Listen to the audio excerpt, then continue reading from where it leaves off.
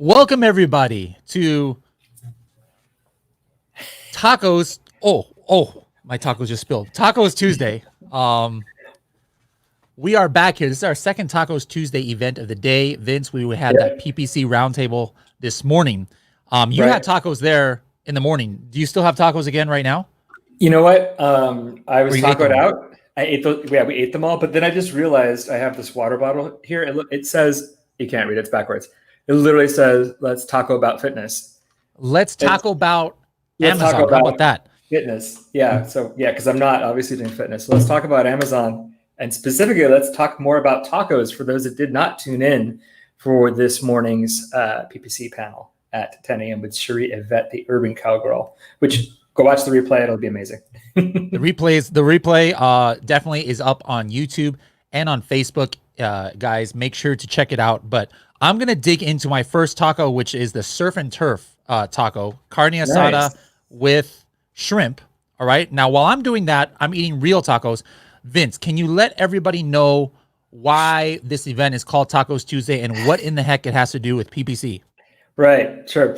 So here at Helium 10, and especially in the ads tool, if you guys have been into any of my sessions, my training sessions, or use the ads tool, you might have noticed a metric called TACoS, total sales and tacos. So it's something that we've been trying to stress the importance of to a lot of the new sellers who may just focus solely on ACoS. So the difference is simply that ACoS is just your PPC spend divided by your PPC sales, whereas your tacos is your PPC spend divided by your total sales, organic plus PPC sales. We do have access to that organic information here at Helium 10. If you guys have your MWS token activated and profits activated, we can pull that data into ads. And why is that important? Well, again, Cherie Yvette did a great job of explaining that and breaking that down really good this morning. So hopefully I do this justice, but basically it's a holistic approach to your campaign management. Now, when you think about marketing, especially if you're a new seller on Amazon, you kind of have to think about PPC as your marketing budget. It's really your cost of doing business on Amazon until your product is known, until it's your brand gets more recognized. What happens? And people they go search for you potentially organically. So when you think about PPC as a method of really a vehicle to increasing your organic sales, which it does do, you should always be looking at that as a metric to gauge the success of the goal on Amazon is total sales. It's not just your PPC sales, it's your total sales. So if we know PPC affects your total sales, let's include that metric in the conversation. This is why we include not only your ACoS, your advertising cost of sales, in ads, which matches Seller Central. You guys have that as a metric of success, but we also do have tacos. So we've been thinking about a fun way to talk more about this. And then we had our PPC pop-up panels. We've had, 6 of them? Today was the 6th one, I think, the last one until we figure something out. So we've had 6 previous PPC pop-up panels. This last one was about tacos. We also, if you guys tuned in earlier at 1 o'clock, we had our huge Q3 webinar. Lots of different announcements, lots of things, expansions in ads. But we really kind of wanted to do a wrap-up party in essence. And so that's why the theme is tacos. That's why Bradley's eating tacos and I'm drinking out of my Taco About Fitness water bottle. Love it. Yeah, it's kind of an oxymoron, tacos and fitness, but hey, it is what it is. It really is. All right, guys, I want to give you, this is not just going to be a serious webinar here. We have the Serious Sellers podcast. This could never last as a Serious Sellers podcast. We're going to have tons and tons of fun here. Let me put on my I Love Merch by Amazon glasses from Chris Kuhn. We just, guys, check out our helium10.com/blog. If you were wondering about Merch by Amazon, today we launched this A to Z thing on how to sell on Merch by Amazon. Check it out in the Helium 10 blog. We're not here to talk about merch. We're here to talk about PPC. But let me let you guys know what kind of prizes and events. So I want you guys to stay until the end. We've got some amazing prizes that we're going to give. Now, the very first one, this wasn't even in the schedule, but I'm going to do it early. All right? Because there were some people here who were asking, like, who was it here? It was any freebies for being early from Maria. And then Jake is here saying, hey, is it the new account-wide salsa featuring in ads? I love it. I love it. So here's for everybody who came on here early. I want you guys to take a selfie of you watching this webinar, especially if it's on your computer, and then put it to your Instagram stories and tag Helium 10 Software. All right, that's our Helium 10 official account. Tag Helium 10 Software. Give it a hashtag of. We should make a hashtag for this. We do have a hashtag. Let's see. What's our hashtag? I think the hashtag. No, we don't actually. No, so but I mean, Tacos Tuesday is too generic. Yeah. How about ads Tacos Tuesday or something like that, or H10 Tacos Tuesday. All right, so hashtag H10 Tacos Tuesday. Tag Helium 10 Software. You can tag me as well. I'll repost it. H10 Bradley, and Cassandra, who is monitoring the DMs right now, she's gonna pick one of you, and guess what? From my personal DoorDash account, I am going to send you guys some tacos, like so that you can eat them live on the air. I want to do this early because I want the tacos to deliver to you. So this is only available in the United States of America. I don't have DoorDash for outside of the country. So if you're in the continental U.S., I don't know, they probably have it in Alaska and Hawaii too. So just any of the 50 states, take a picture of yourself, hashtag H10 Tacos Tuesday. Tag Helium 10 Software, and Cassandra is going to, Molina says, selfie, oh no, I woke up at 5 a.m. for the, 5 a.m.? Where is she at? It must be in Europe or something. No? 5 a.m. Where the heck is 5 a.m.? India, maybe? Anyways, tag us, and we're going to pick somebody, and I'm going to send you guys tacos right now, like live on the air. What else are we going to give away? We are going to do some trivia. All right, and then there'll be another opportunity for more tacos there. We are going to give away a couple Helium 10 masks. And guys, Brian, if you could throw up the offer that we just finished in the webinar here. Just guys, if you missed that webinar, make sure to go watch that replay too. But we have a special discount code for leveling up with ads is helium10.com/empower. All right, so that's the way that you can get the full version of ads. I mean, we announced in the webinar that you have kind of a ads light available with some analytics there for platinum. For platinum plan, Vince was very kind to announce that. But if you guys want to have the full version of ads, try it out for a month at 40% off if you're a platinum member already using that code down there. And what I'm going to say right now is, if you guys, this wasn't even a script too, I'm just throwing out stuff. I feel like Oprah. You get something, and you get something, and you get something. You get tacos, and you get Helium 10 swag. So we're gonna do something. Boy, on our COO. I almost said CTO there. Our COO. It said, why don't we give some specials? If people sign up for this plan below, and then you guys stay to the second month in ads, which I know you guys will or in Diamond plan, because it's just amazing. I'm gonna send all of you guys a Helium 10 mask, all right, and a vintage Helium 10 T-shirt. Like out of print, like they're collector's items now. Going on eBay for $75. No, not really, but if you want to make some money on eBay doing some arbitrage with Helium 10 swag, no problem. There you go. We'll send you a little gift bag. So everybody who signs up using this exact code below, only this code below, if you're already platinum, you sign up today to Diamond, and you stay to your second month, I'm gonna hook you up. But if you want masks like right away, you don't have to wait 2 months. There will be an opportunity to win some masks. We're gonna have a scavenger. What in the world? This is like pretty cool. We're gonna have a scavenger hunt later on today. We're gonna have some users that we're gonna bring on here that are gonna testimonials. Yep. Some testimonials. We got tons of stuff, guys. We got tons of fun things that we are gonna go over. Now, the very first thing though, is I want to do like this little contest, Vince. So if you can pull up the Project X account. Okay. And then share your screen, which you have. Let me know when you're ready to share the screen. I can do that. And you have no idea what I'm about to do, because we didn't practice this at all. Hopefully, we're gonna be showing the users where to find tacos in. We'll do that a little bit too. Oh, okay. Okay. Wait, hold on. You have a log. Oh, you're logging into a project. Okay. All right. Yeah. Let me know in the comments, guys, what I want you guys to. Oh, that's right. I almost forgot.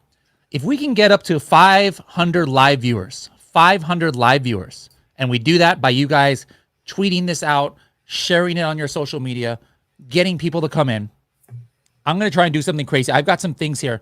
I am going to, in one bite, drink these two salsas. All right, these two salsas that came with my tacos. Eat this. Oh, this is a jalapeno, but I have a green screen on, so this is kind of like cool. Hold on, I gotta turn off my green screen. Where's that the was ghost? Where's the that was ghost a pretty pepper? cool effect right there. That was. There we go. Now you can see. I'm gonna eat this jalapeno. That will have Tabasco on it while washing it down with some hot Cheetos. All right. So if we can get up to 500 live viewers, that's gonna go down. It's gonna go down. Yeah, it's gonna go down, and you're gonna be on right out. I think. Anyways, so this is the one of the few times I actually do not wish that we have a big audience here today. Yanni says, "What about the Red October for today? That's the special I've been doing live videos. I'm gonna have 3 Red October episodes that are gonna go live tomorrow. All right, we cancel it for today because we got too much stuff." Mel says the invisible jalapeno. Yep, that was a pretty cool trick right there. Oh yeah, by the way, we're what is this $500 in ad spend? What is that? We can give that away, Vince? Did you see that? No, I did not see that. I saw it right here on this list. Like we're gonna give. I guess we're giving a gift certificate to PPC. Let's see. I saw it here. Somebody had it here. I don't know where it went now, but it is highlighted. Yep. It's highlighted. I don't see it now. I lost it. Where is Anyone it? who signs up for Diamond with the code is entered to win $500 in PPC credits. Whoa! So anybody who signs up is gonna get 500. Are gonna have the chance to win $500 of PPC credits. Those using that code that I'm pointing down, but it's gone. But trust me, guys, it was there. It was there. All right, guys. Vince, are you ready for me to share your screen? Yeah, it's pulled. Project X is pulled up in ads. Yes. All right. So here's my. Let me think. I got to think of something. Vince, I want you to first of all tell me what is the ACoS of that account. The ACoS of this entire account is 48%. What is the TACoS of that account? It is 15%. All right. Now, let me go ahead. Hold on. Let me hide this and let me share my screen here. All right. I am now in that same account, Project X. All right. Let's pretend that Vince just told me to do that. What is the ACoS of this? Okay. I think that's actually pretty easy for the last 7 days. Come on. Loading. Come on. All right. It is.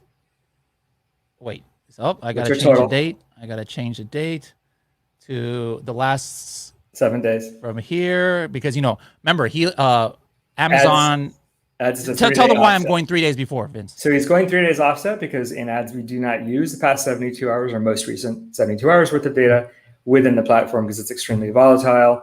If you hover over the explanations for sales or clicks or what have you, even in Amazon, it actually says that it is volatile. So all right, there I did it. There's 48%. So I mean.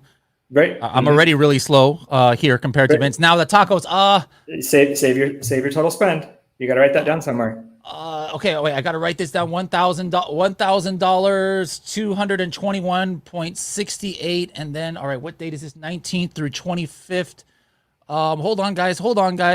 And then I'm gonna go the total sales. Guys. Okay. We don't have time to do this. Business reports. Okay. So how long did it take Vince to do that in ads? It took him 1 second to do the TACoS, 1 second to do the ACoS for that perfect 7-day range. And I couldn't even get half of that done in 3 minutes. So you were still downloading the business report, which then you'd have to compare that total sales number and then divide that by the PPC spend. But even cooler, not only can we just show the account level total sales and ACoS. Share your ads. My screen? X again. Yep.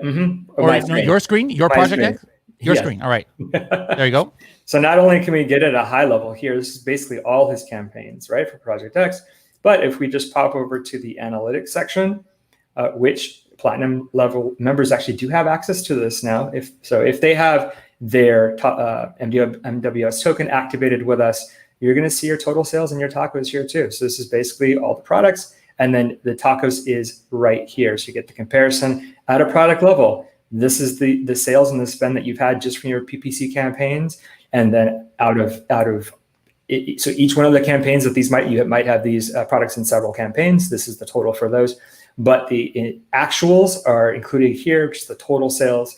So you can see the huge difference. You've got a lot of organic sales, which you really want, which is awesome. You got sub $2,000 in sales here, about $6,500 in total sales.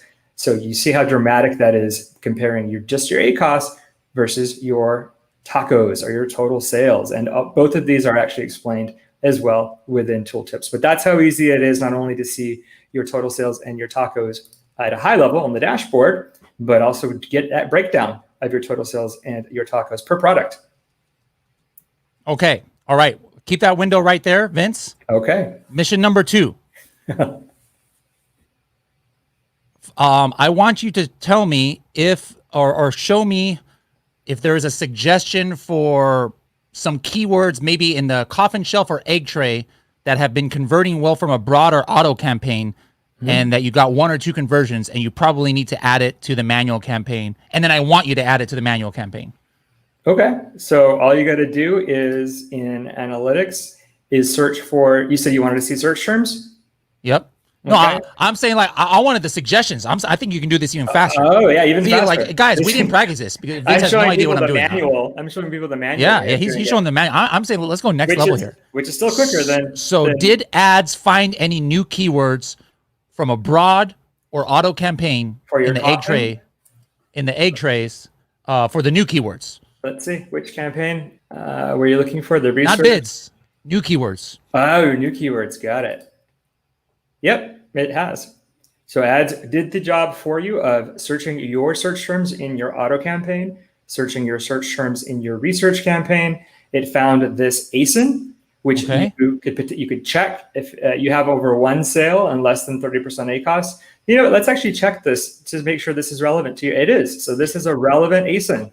I had no idea. There's another copycat exactly. Project X person right there. One more, right? So that is a relevant one. Now, although we can't immediately add this ASIN to a product targeting campaign, that is the suggestion. However, you do have another suggestion here, and it is for wooden egg holder for fresh eggs. This is a search term, guys, that we found in his research campaign, and this is going to be suggested to be moved over to his proven campaign as an exact match keyword. So that's how easy it is to not have to go. Well, how easy is it, Vince? Go ahead and run it. Do we have enough time for you to actually take this into a manual campaign? I don't know if we have enough time for that. First of all, let me just apply this. So we're actually right now moving this wooden egg holder for fresh egg search term. We're adding it as a keyword into your proven campaign. So we're going to apply that. All right. Do you know what I've been calling that in my live broadcast? What method that is? What's that? The click, click, boom method. Click, click, boom. Just like I was like, guys, like, literally 2 clicks and then boom, it's there. Guys, Vince was talking to hear his head rattle right now a lot, explaining it to you guys. And it still did it in like 20 seconds. All right. Let me try and match that. But look at your negative keywords. This is again. Oh, negative keywords. Yeah. We're searching your search term. We're 20 clicks. We're finding bathroom Halloween decor. Right. You got 0 sales. You got over 20. You got over 15. So whatever parameters you set, we're going to show you those as potential negative ASINs. And then again, what method do we use? Click, click, boom. And it's there. Boom. What's really, really boom about this now is that you can actually add ASINs now. You couldn't do this before, guys. You could add keywords as negatives to your campaigns, which you should also do. But a lot of sellers see a lot of these ASINs come up in their search terms. We find them for you, and we actually do allow you right from the tool to add them as a negative to. I'm going to go ahead and do it just for fun from that auto campaign. We're basically saying that this particular ASIN is not working for you. It's got 0 sales over 15 clicks. We're going to add it as a negative right now. Boom. Click, click, boom. That's how easy it is to use our suggestions to get you the information really quick. But you could also really even do it on the search term level and do it manually, a little bit more fine tuning. But obviously, this is the quickest way of doing it. And these suggestions for the new and negative keywords that he's getting are because he's either built the campaign in ads, or now, as of today, we just released the feature, your existing campaigns, you can use those campaigns now and add them into our rule sets. So your existing campaigns, you can also get this feature of finding new keywords and finding negative keywords for you, applying them manually. What's even cooler, once you've checked the suggestions and you really like them, you can actually automate this too. So you don't have to see. Guys, I'm not even going to try and do that in Seller Central, what Vince just did, because you guys who are running PPC now, you know what I would have had to do for that. What was the first thing that Vince did? Vince found a suggestion of a keyword that we had converted for that I wasn't targeting with an exact match campaign, and I made sales on it at 3% ACoS, I think it was. I would have had to download my search term reports. I would have had to cross-reference that this wasn't a keyword or a search term that I'm already targeting in the manual. So I would have had to download that one. I would have had to run, sort it. I would have had, we would be here for like 20 more minutes just for me to do that thing. Oh, easily. That he did in and 2 imagine seconds. you've got how many campaigns in there? You've got what, 20? No, less than that even. If you guys have 50 plus 100 campaigns, I mean, it is ridiculous the amount of time that it takes to do all those things manually. Yep. And so I'm actually, after this next segment, we're going to have a little testimonial from one of my beta testers is actually in the thread as well. And he talks about that time savings specifically. So stay tuned for that. So guys, this is a big, time is money, right? I mean, you could be sitting here doing the stuff that you can do in ads in 15 minutes. It would take you hours to do it. Like I've told everybody, I'm running lots of multiple case studies right now. I'm managing over 130, 140 campaigns. It takes me like 2 hours a week. Not even that, like probably 1 hour a week. Vince sometimes gets mad at me because I let these things go too much, and I don't no. The longer you let your suggestions stay in ads, the more accurate the data is. So although you can do it once a week, what I get mad at you is for adding too many in the ignored column. But that's a whole argument. No, yeah, me and Vince are butt heads on that. That's fine. Hey, real quick, Lonnie, put that mask back on. We have our mask model. Lonnie's going to be coming on later to lead some of the fun, but I talked about a helium-10 mask, so let's just see what that looks like here. Wait, this isn't even my helium-10 mask. That's not even the helium-10 mask. All right, but it's black and it has helium-10 on the side there. So this is exactly how the helium-10 mask looks, guys. And then there's like a helium-10 logo. Just pretend it says helium-10 right here. Yes, pretend, and that's what you guys can win. All right, thank you very much, Lonnie. I love that the hand movement. Hey, how come you're so imaginations? There we go. All right. Now this next segment, I'm going to be eating a little bit of my tacos that are getting cold right here, but we're going to bring on a guest that was our featured guest from the last webinar we did, and Vince, maybe you and he can talk about some PPC strategies and talk about a holistic approach to Amazon advertising and just why he's excited to be part of the Helium-10 family right now. So I'm going to give you guys the stage. Let me bring Mr. Ben on here. There we go. Welcome. Hey, guys. Hey, Ben. Do you have your tacos? I don't have tacos. I've just shoots. Well, now I'm on to tea, just to keep me up since we've been doing this all day. Well, not all day. How are you? We were just on together, but we wanted you back.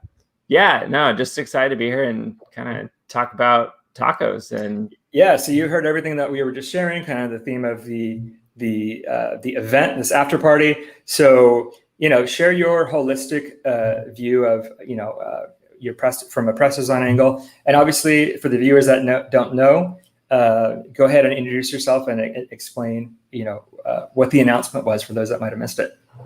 Yeah, so my name is Ben Aldern. I'm the CEO of Press Design, and Helium-10 just acquired Press Design, so now I'm on the Helium-10 team. And I'm super excited to help, bring the power of Press Design to Helium-10 ads. And just, I think this Q1, we're going to start getting a ton of really cool features into Helium-10 ads. But really, I mean, the cool stuff that, we're going to be doing is bringing in all the other data that Helium-10 has and manipulating your ads based on that data, because it's really, ads aren't a standalone thing. You run an e-commerce business. It's a full, you source the products, you sell them, you have returns, like all this stuff happens. Ads are a part of it that help you, run a smooth business. And so really it is about the holistic view and looking at, how much you're spending on ads relative to total sales. And, maybe you can bump up your ACoS a little bit so that, you drive more total sales, and then maybe your tacos goes down. But it's, it's hard to tell unless you have those metrics in front of you, which you do in Helium-10 ads. Yeah, exactly. It's one of those things, especially for new sellers, when we tell them to launch, we say, do a break-even ACoS as your target, right? So if you're doing that, that might be 100%. Maybe you factored in your cost of goods and FBA fees, but 100% ACoS is pretty scary at first. But if you're 100% ACoS, which means, guys, so you're spending, your PPC spending matches your PPC sales, if that might be the case, but let's say your organic sales are starting to take off, if you add those sales into that metric, then you're actually doing pretty good. And by tracking that, monitoring it, you're able to see, hey, this is a new product. So, the things that I'm doing to brand myself, which is the point of advertising, really, the things I'm doing to brand myself with PPC are really actually helping me. and they're really helping my organic sales. So we should include that when we're talking about, like Ben says, it's about your total business. And when you have all your numbers in front of you, you're able to make better strategic decisions about certain campaigns to optimize. As Ben said, if you've got 100% ACoS, but your total ACoS is super low, well, I wouldn't say 100%. Let's say you got a 50% ACoS, but your total ACoS is really super low, 10%, 5%. You can actually maybe throw even more money at that PPC campaign and see the ACoS might go up a little bit. Maybe it'll say 50%. Maybe it'll say go up to 60. But if you can keep that total ACoS and get a lot more sales and keep your total ACoS line number low, then you're doing pretty well. So Ben and I talked about the power of organic data and a holistic approach. So why don't you share just from a tech kind of a back end overview of some of the other things that we talked about? Yeah. So what we're trying to do is help people make sure that all of the data that Amazon offers and all the levers that are being pulled in your ads account can be done automatically. So what Helium 10 Ads does, what Presses On does, is scan for those search terms that are either costing you money or making you sales, moves those around, and you have to pull a lot of levers to make sure that you're targeting what you want to target, because search term isolation, you need those multiple keywords in different campaigns, multiple negative keywords, to make sure that you're managing that search term flow really precisely so that your bid automation works. And that's what these tools are trying to do, is help you manage multiple targets, multiple places, plus the bids to help you drive more sales effectively. Yeah, and that's Presses On's been around for a few years, obviously a few years longer than the ads tool. So what I'm most excited about is the fact that you already have this framework, and there's a lot of things that we want to do with the ads platform. There's a lot of things I know Ben wants to do with the Presses On platform, and we're gonna keep going at that through this Q4. So there's not really going to be too many changes that you guys will see immediately to the platforms, but Q1, as Ben said, is when you guys will really start to see, by combining our powers, maybe some of the features that are on the roadmap that you guys have been asking about, that we're able to actually turn those around a lot quicker. So that's what I'm most excited about. I know you're excited about, the sharing of data as well, Ben. So that's, again, welcome aboard. Thanks. And, just to everybody listening, from the Presses On perspective, we've really paid attention to all of our user feedback, and I know Helium 10 has done the same thing. So if you have ideas of how all this other Helium 10 data could be used to monitor or change your ads or change your bids, influence the bid algorithm, all that kind of stuff, send that to support@helium10.com, and we'll work that into the magic that we're doing on the back end to get this all prepped for Q1. Yep, exactly. Awesome. The tacos are done. You still chewing? That was delicious. I was going to say you keep eating because we've got that testimonial. Where are you based, Ben? Right now I'm in San Francisco. Okay, I'm not sure how the taco game is up there. It's not the further north you get, the worse it gets. So yeah. When I lived in New York, it was torture. The tacos in New York were abysmal, but pizza was great. But yeah, cool. I grew up in Southern California though, so it's the taco. What part? Good. Redlands. It's kind of like inland a bit, close to Riverside. There's a college there, right? University of Redlands. Yep. Is that where you went? No, I actually went up here to Berkeley, which is how I ended up in the Bay. Ooh, fancy. A bear, right? Yeah. Yep. Cal bear. All right, cool. Now, about going back to tacos, we talked a little bit about it before, but under what circumstance then would somebody's maybe their ACoS is the gut reaction is oh man, this is I could be losing money, but then you look at that TACoS number and you're nah, you're good. So under what circumstance could that happen, or is that even a realistic scenario? There are tons of different scenarios where that can happen. And, the one that comes to mind is when you're really, really aggressive about maintaining market share. So, I think the two main axes you got to think about are how big the market is and how competitive it is and how, big of a player you are in it. And then what life cycle stage your product is in. So if you're just launching, tons of folks will spend, 100%, 200% ACoS, kinds of levels just to, get on page 1, get on page 2 for their top terms, and then just keep spending like crazy just to stay there. But then you build up that kind of foundation of, okay, yeah, you're a solid player on page 1 for these like top 5 terms, and then you can pull back your spend.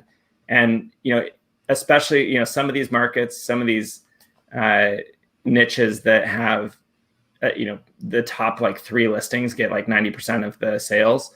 Those are the ones where you're going to have to spend a lot in the beginning.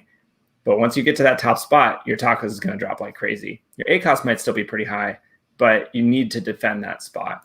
So that's kind of an advanced strategy, and you have to have some money to burn, but it can work really well because once you get there, then the organic is king, really. Like that's what it's all about.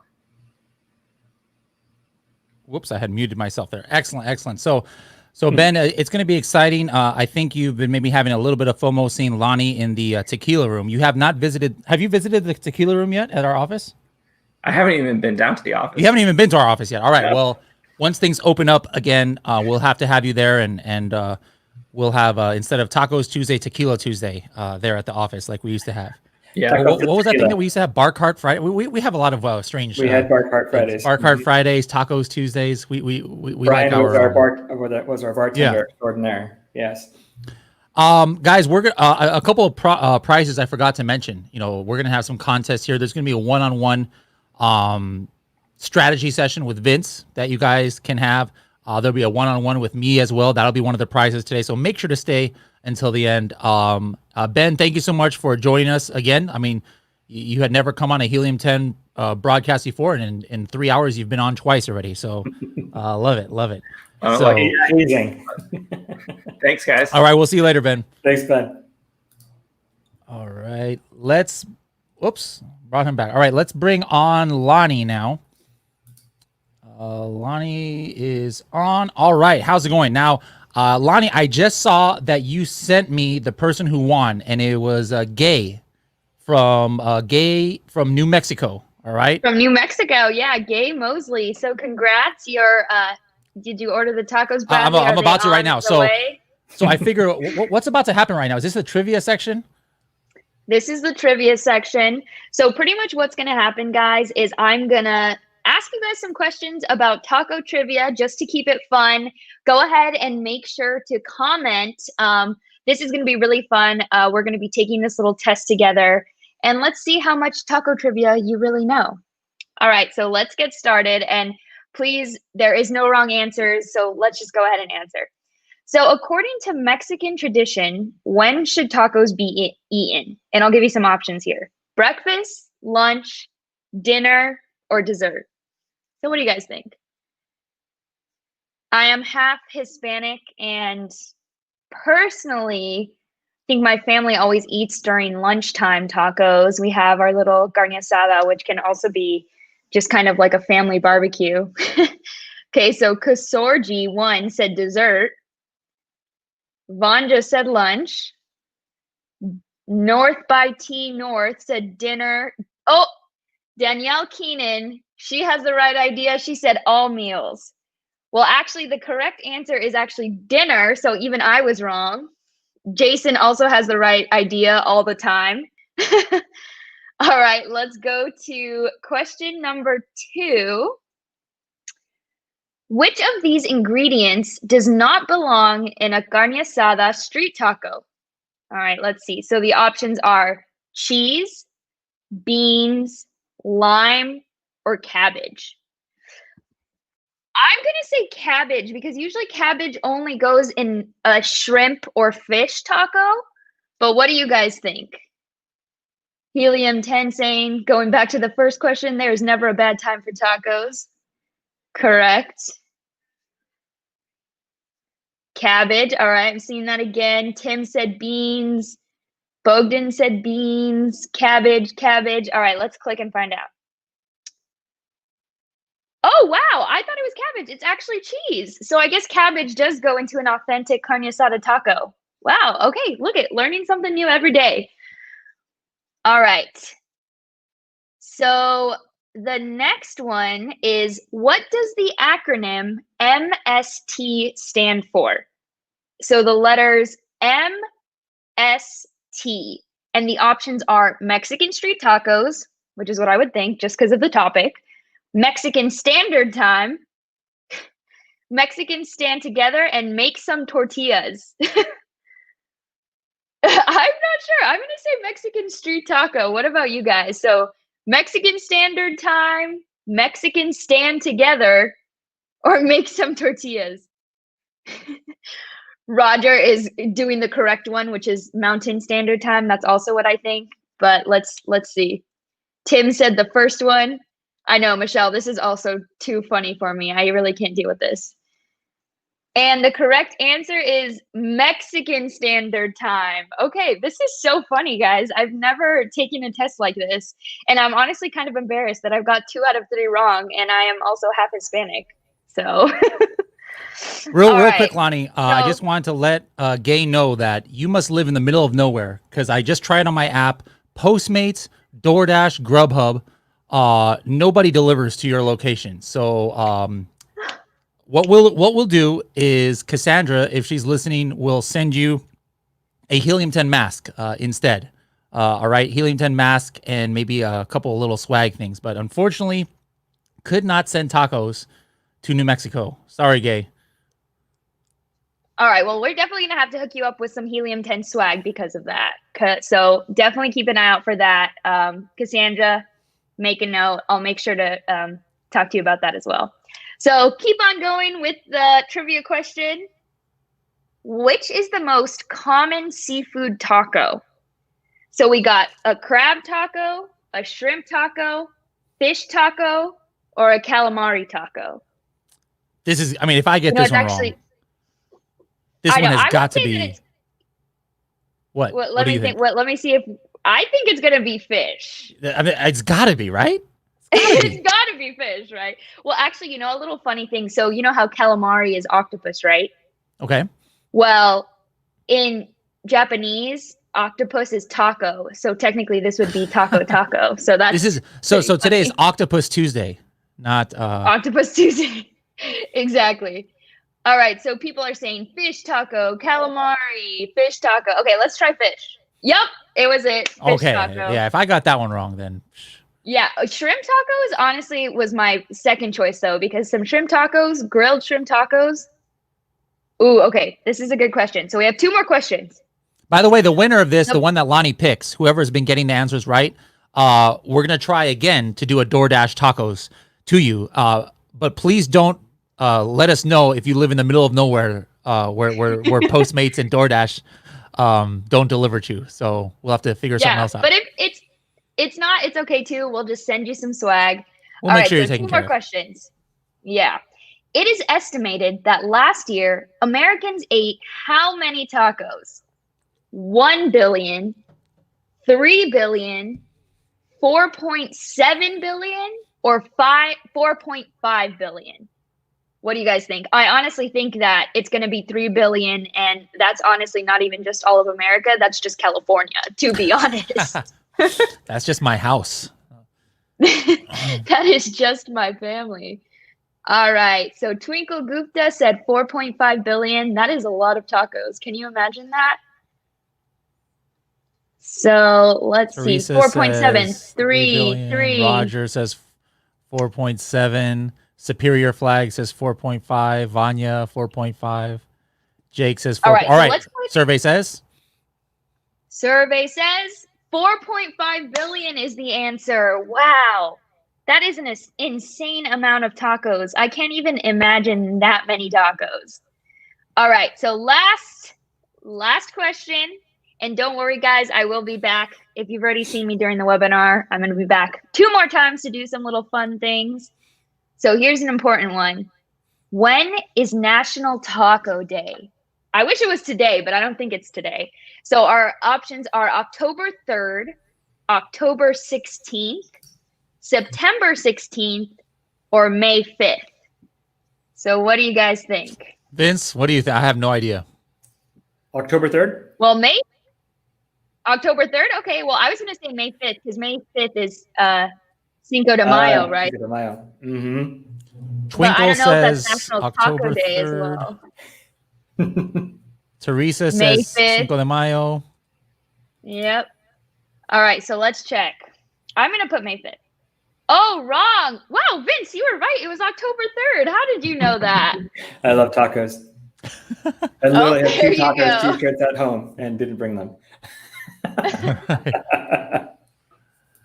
All right. All right. So Lonnie, if you could in the background pick a winner, and then let's. Well, you guys. How do we get their address though? Yeah, so you guys still need to use the hashtag H10 Tacos Tuesday.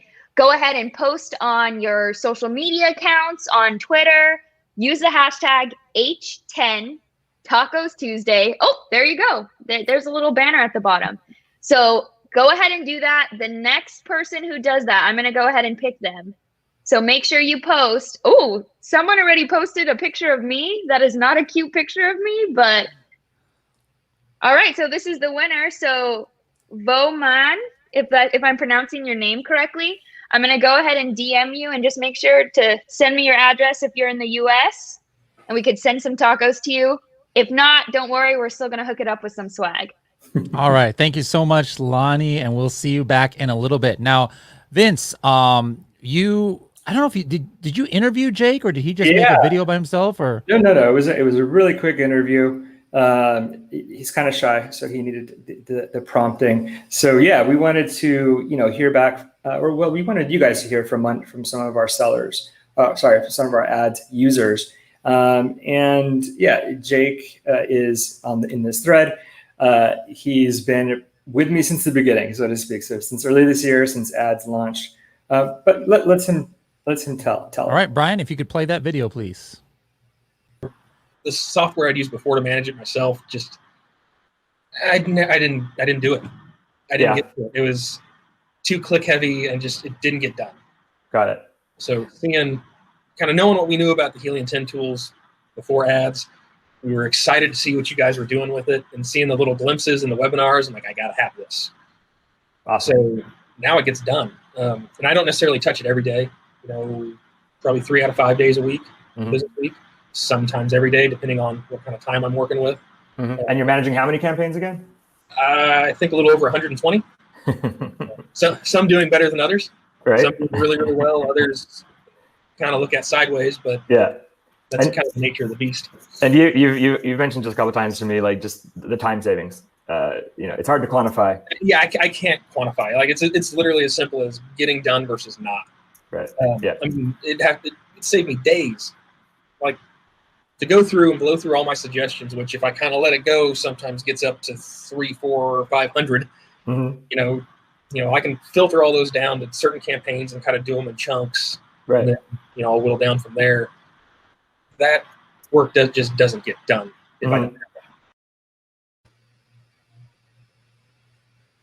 that. I'm trying to eat here. There was more to that video. I don't know why it was shortened, but at the end, he basically shared that he joined the elite guys to get ads. Back in late last year. He's on.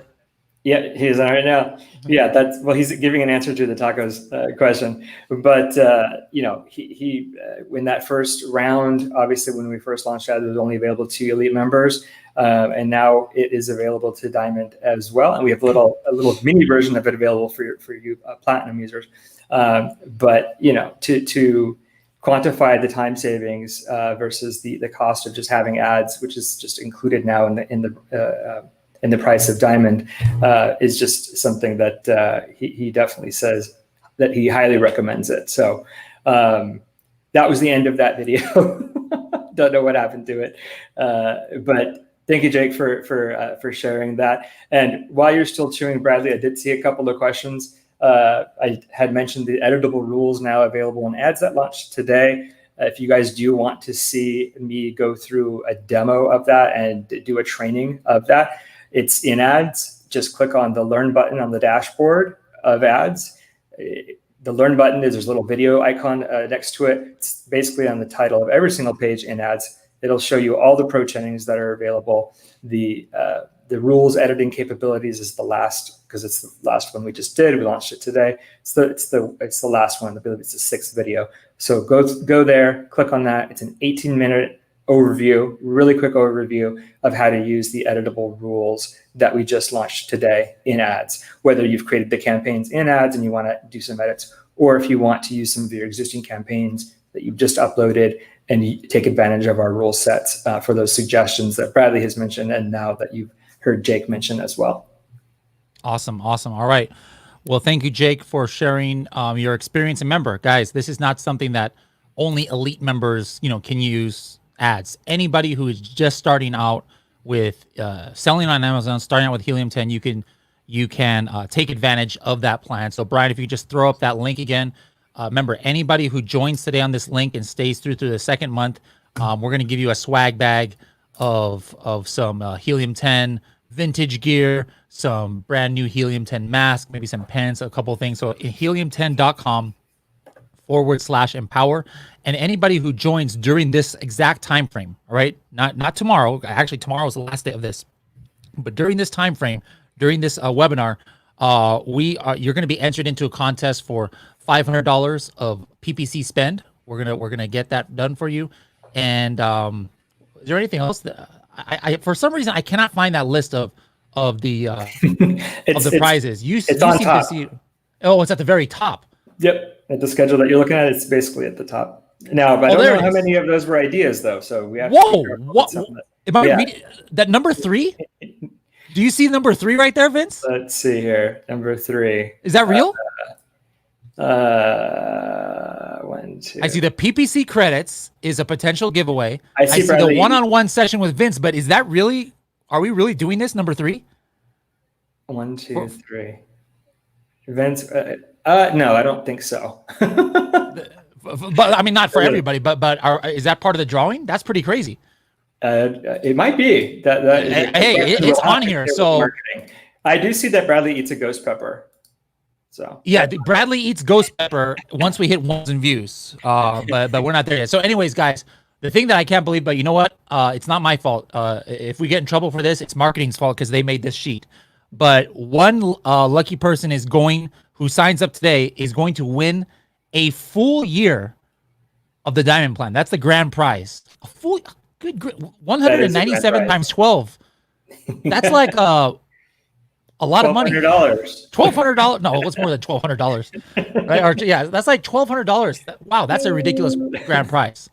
That's worth a $20 gamble, guys. That's worth a $20 gamble to sign up for the Helium 10 Diamond Plan. So, guys, sign up on this link down below, and you're going to be entered to win a free year of PPC Diamond. Good grief.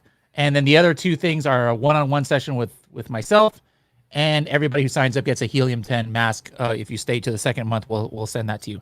Anyways, we've got 2 special guests that are going to come on, and we're going to talk some strategy now. These are guests who we've had on our PPC Roundtable. Mm-hmm. They have been on the Serious Sellers podcast. Actually, George's, if I'm not mistaken, just dropped about 30 minutes ago, his episode on the Serious Sellers podcast. Let's go ahead and bring them on. We're going to talk about sponsored display. We're going to talk video strategy and a lot of things. First up, let's see, Lazar, how's it going? And George, Hey, George is wearing the vintage shirt. He's one of the few who's got the vintage throwback jersey. Impressive. Looking good. Thank you. Now, Lazar, are you in Serbia now, or are you in USA? No, I'm in one place that you might know. Yeah, that's not Serbia. That's Irvine. Yeah, that's I love Irvine. it. So how are you in the office and I'm not? he's dedicated. Cool. Now, George and Lazar both are very highly respected consultants and I would say, experts in the PPC space here. George from the UK has a PPC agency. What's the name of your agency again, George? It's Clear Ads. Clear Ads. All right. Lazar, what's your company? Seller's Alley. Seller's Alley. I love the names that people choose for their companies. You know what's my favorite though is everybody knows here Wilfried from Holland. Yeah. He's the what is it? The digital blacksmith. I think it's called like his. I was like, that's pretty cool. That's a pretty cool name right there. Yeah. So he just got a shout out, even though he's not even on here today. But anyways, let's talk TACoS. Let's talk PPC. So George, I don't think we in our podcast talk too much about it, but is TACoS, as we've defined it today, something that you look at in looking in your clients, trying to manage your clients' PPC campaigns? Yeah. It's a very key metric, and actually, we're trying to find one metric that we use universally across all accounts when we're measuring performance, mixed in with other metrics in our accounts. But we've moved away from ACoS now, and we've moved towards TACoS as its importance to any given account. Okay, wait, hold on. How did the British pronounce TACoS? Or TACoS. That's the correct way of pronouncing it, Radley. TACoS. TACoS. Lazar, how do you say TACoS? TACoS. Very Interesting. All right, continue, George. Continue. Really creative. I know. And I think one of the key things that I've kind of really enjoyed about working with TACoS is the speed at which we're able to make changes in accounts. So one very kind of recent example is we got one account we need to watch daily because at times we increase the spend a substantial amount in a single day. And because with ACoS, the attribution window is 7 days, and it takes some time for those figures to be fully accounted. Now, with the TACoS and looking at overall sales, we can get a very quick idea of what the overall TACoS is 24 hours after we've kind of made some big bid adjustment, budget adjustments before we have to wait for the ACoS to kind of fully catch up. So that's one area that's really helped us with our management and being able to scale quickly but measure slightly more accurately than we do with ACoS. Okay, excellent. Now, real quick, before we ask the same question to Lazar, I just need to give some shout outs here. We've got Teresa just signed up already. I was the first one. Regina just upgraded.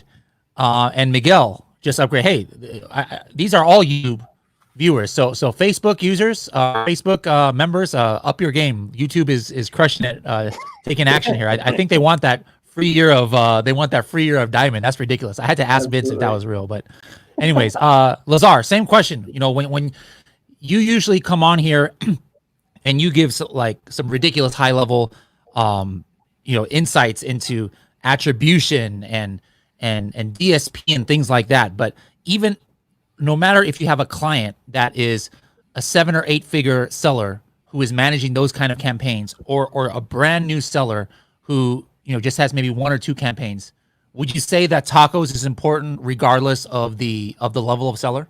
It's one of the essential metrics, definitely. TACoS is something that every seller should be fully aware of and should have the idea of what's their TACoS at the point, because your spend it's okay to spend more. Like what we talk, like my clients and me, it's like your budget is unlimited if everything is profitable. So TACoS is something that should be like if all the numbers are scaling up, your spend is going up, your sales are going up, your organic sales are going up, and your TACoS that way stays at the same level. So basically, it's really, really, really important to take care of it and be fully aware of your TACoS. And one of the questions that I'm usually asked is what's the desired TACoS for me, and what's the number that I should go for, is probably somewhere between 7 and 13%. It really depends on the account size. The bigger seller you are and the more advanced you are and the more people know about your brand, the lower TACoS should be. So like for new sellers, it shouldn't be like a negative thing to have a bit higher TACoS at the beginning, but like that's part of the process for people to know your brand. I know that you didn't ask that. Hey. You didn't ask that kind of stuff. We usually were doing rapid fire. Sometime we're behind, but we're ahead of schedule today. So I love no rapid fire today. No rapid fire. Now, amazing. Come on, because I'm bad at rapid fire. It's funny, yeah, because we've had both of you on, and we had to remind you guys for that PPC pop-up panel. But specific, talking about last PPC pop-up panel, you were on that one last Friday, George. And I kind of knew this, but I didn't know the extent. But you do actually use ads to track TACoS for some of your clients. Is that right? Yeah. We use ads, and it's kind of a clean sheet, so it gives you that ability to see a good high overview of an account TACoS, a product's TACoS. And it's just I love Vince trying to keep a straight face every time that George says TACoS. Hey, what's wrong, man? It's like, come on. No, you know, it's all right. Hey, we're just giving you a hard time, George. We're giving you a hard time. I used to live in London like 10 years ago. So you're reminding me of good. Okay. My mates that I had over there. So cool. But so like a week ago, one of my clients didn't have TACoS. It wasn't using ads, and I was just like, mate, you need to get on it. You need to hurry up and get on it. And he just wouldn't do it. So I got him on a call, got him on Skype. I'm like, mate, I'm going to press the button. I'm going to do it right now. We really need it. And he was like, fine, do it. So he just did it. And it was an eye opener, because he had so many products, and it was so hard to know the individual TACoS for each product. Because having the TACoS over kind of on an overall account level is great, but you really want to also understand the TACoS for each product. Because if you can see that the TACoS is really low on some products because they've got some good organic traction, they've got some good push behind them, why not give it more paid ads? Why not help accelerate the sales? And that's kind of what we do with that data. Is figuring out where there's some potential that organic has noticed, but PPC hasn't. So we can push that way. All right, let's see if we can get guys. If you have some questions, please feel free to put them in the chat. Those of you watching on YouTube and Facebook, and let me see here if we have any questions. We have someone wanting to send us a picture of their TACoS, Nabil. So remind him about that. There you go. Nabil says, "How can I send my TACoS?" Oh, George got some TACoS. Yeah, I love it. and what time is it over there, George? Did we even mention? Oh, it's late. So I woke up, made some TACoS, and then made them, and then I'm ready for this. It's about 12. That's some dedication there. 1 a.m. Amazing. Amazing. But yeah, the answer to that question, Bradley, was what? Isn't the hashtag? Hashtag, H10 TACoS Tuesday. Oh! I thought I just thought they wanted to send us a screenshot of their TACoS from their Amazon account or from their Helium 10 account. But yeah, guys, make sure to qualify for some of the prizes that we're giving away too, outside of signing up for the Diamond Plan. Using that link below is take a selfie of yourself or a screenshot of yourself watching this, and put it to Instagram stories. Tag Helium 10. Get in it. You got the taco. Yeah, George, you take a picture of your TACoS Homemade. screenshot. Homemade. There you go. Where's your phone? And anyway, tag Helium 10 software and use the hashtag H10 TACoS Tuesday. H10 TACoS Tuesday, and we'll repost it on our Instagrams. Now, let's just take a look at. Oh my goodness, we got some long questions here. Hold on. Lisa says we need to leave George alone. Stop making fun of his accent. The Aussies also pronounce TACoS. Yes, Lisa. Australian for TACoS. All right. It's like those Foster's commercials. Oh my! Well, what about this long one, Vince? Did you read this long one? Is this something that we can put up? No, because it's too long. Yeah, it's too long, unfortunately, Christian. That's going to need Christian, give us a shorter one that's going to take up the whole entire. Oh, it's like three. It's like he wrote like an essay here. Yeah. Christian, Yeah. I am looking for more writers for my blog team. You seem to write a 1,500 word essay here, so I guess this is your submission. To just so you guys know, I mean, this is his first one. This is his second one, and it just keeps going here. So Christian, submit your resumes to HR here. I actually am being serious. We are looking for more writers, but anyways, Christian, I'm making fun of you. We'd love to have that. Well, we did mention that we were going to talk about sponsored display or maybe some video. Sponsored display. So let's go back to Lazar. Any particular questions that you'd like him to cover, Vince, about that? Yeah, how are you leveraging, sponsored display? Like we just talked about this, I believe earlier today. I've been on 3 sessions so far, so they're kind of blending together. But sponsored display is important for not only visibility because of the product targeting, but also the remarketing. So we've been telling people about, we've got a lot of heavy traffic days coming up, Prime days, holidays. So how can people leverage sponsored display for that? Yeah, sponsored display are super important part of advertising, and like as you mentioned, remarketing is a really big part of it. So people should definitely use that. But there is one thing that happened recently, maybe I think 6 days ago. That sponsored display ads can be edited for creative and that kind of stuff in US. And that's something that can be done in Europe now as well. Like you can create campaigns that can be edited. So guys, like that's the newest thing that is happening on Amazon. They rolled it out 6 days ago. So if you create new campaigns, you're going to be able to edit them. So yeah, sponsored display campaigns are really important part of advertising, and they should definitely back up search campaigns like sponsored product campaigns and so on, and just like video ads, like in combination. And yeah, awesome. And just as a reminder for you guys, you do have to be brand registered to get access to sponsored display. So if you've got a product, try to get that as soon as possible. You can take advantage of sponsored display, but you can also take advantage of sponsored brands, which is another ad unit that we mention and talk about a lot. And the sponsored brand ad is actually the one where you can use video. So when you guys are when you're doing your searches on Amazon, you scroll down, sometimes you'll see a video playing. That's actually a sponsored brand ad.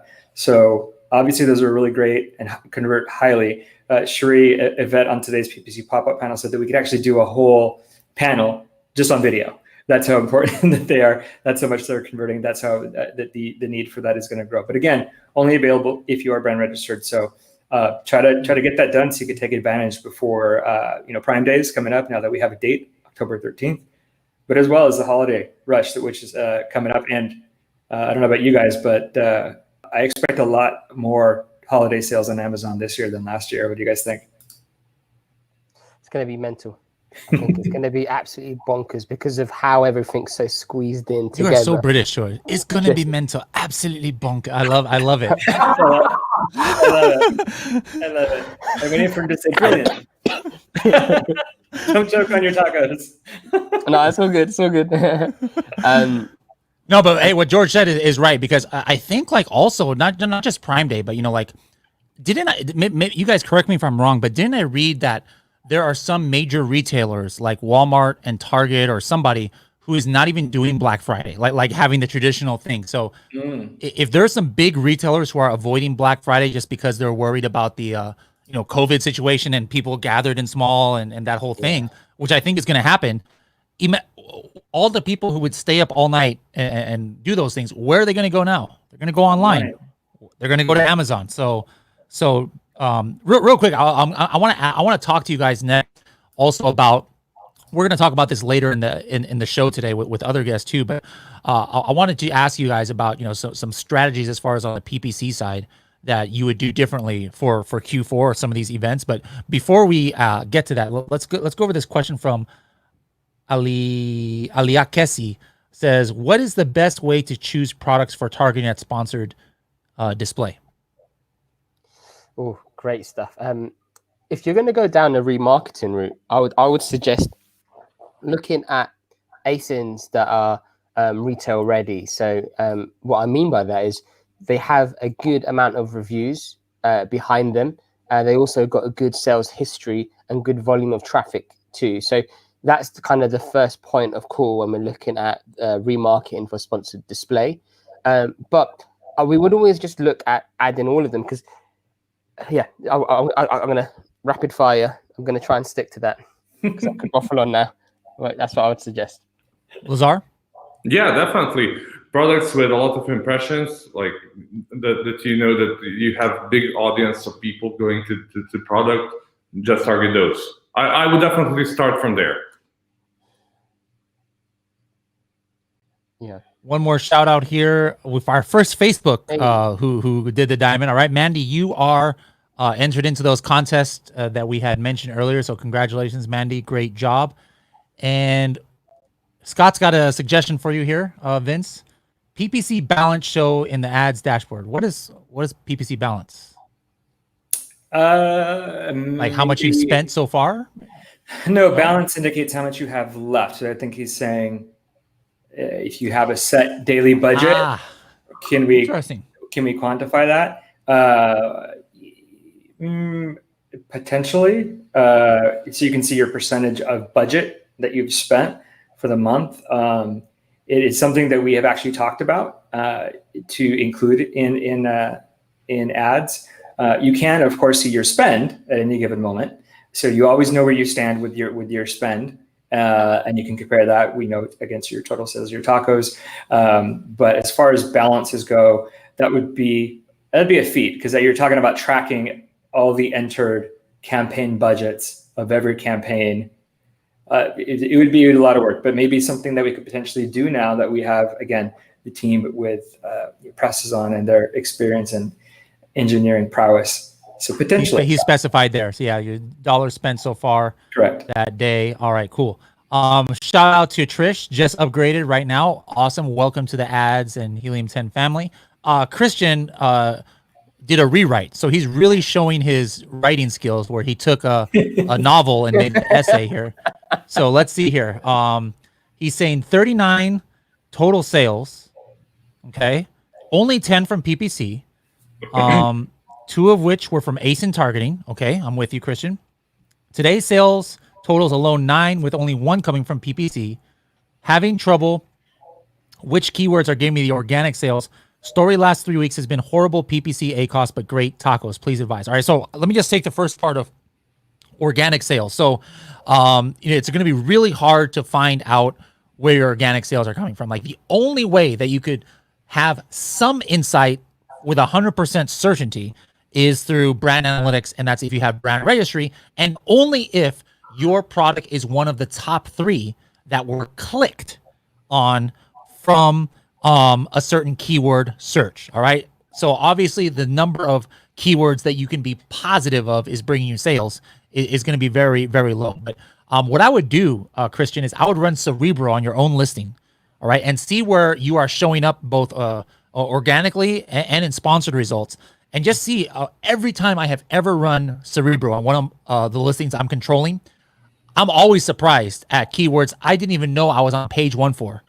So meaning that, hey, I've probably gotten some sales from it. Otherwise, if it's anything over like 400 or 500 search volume, there's no way I got on page 1 just because Jeff Bezos is generous, to me. Like I must have converted, something somewhere. So that's what I would say about the organic. But the rest, honestly, you shouldn't be judging the success of your campaigns, but looking at today.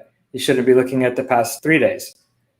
You should be looking at last week. Because you really need time you got a 7-day pixel for your sponsored products, a 14-day pixel for your sponsored brands. You still have sales that are going to come through in the next few days that you're not going to see in today's sales, yesterday's sales, and the day before, which is why, again, we don't use 72 hours with the data in ads because of that attribution. So you shouldn't really be judging the success of your PPC campaigns by looking at data that close, unless you have super, super high volume and you're spending a ton of money, you have a lot of data to make optimizations.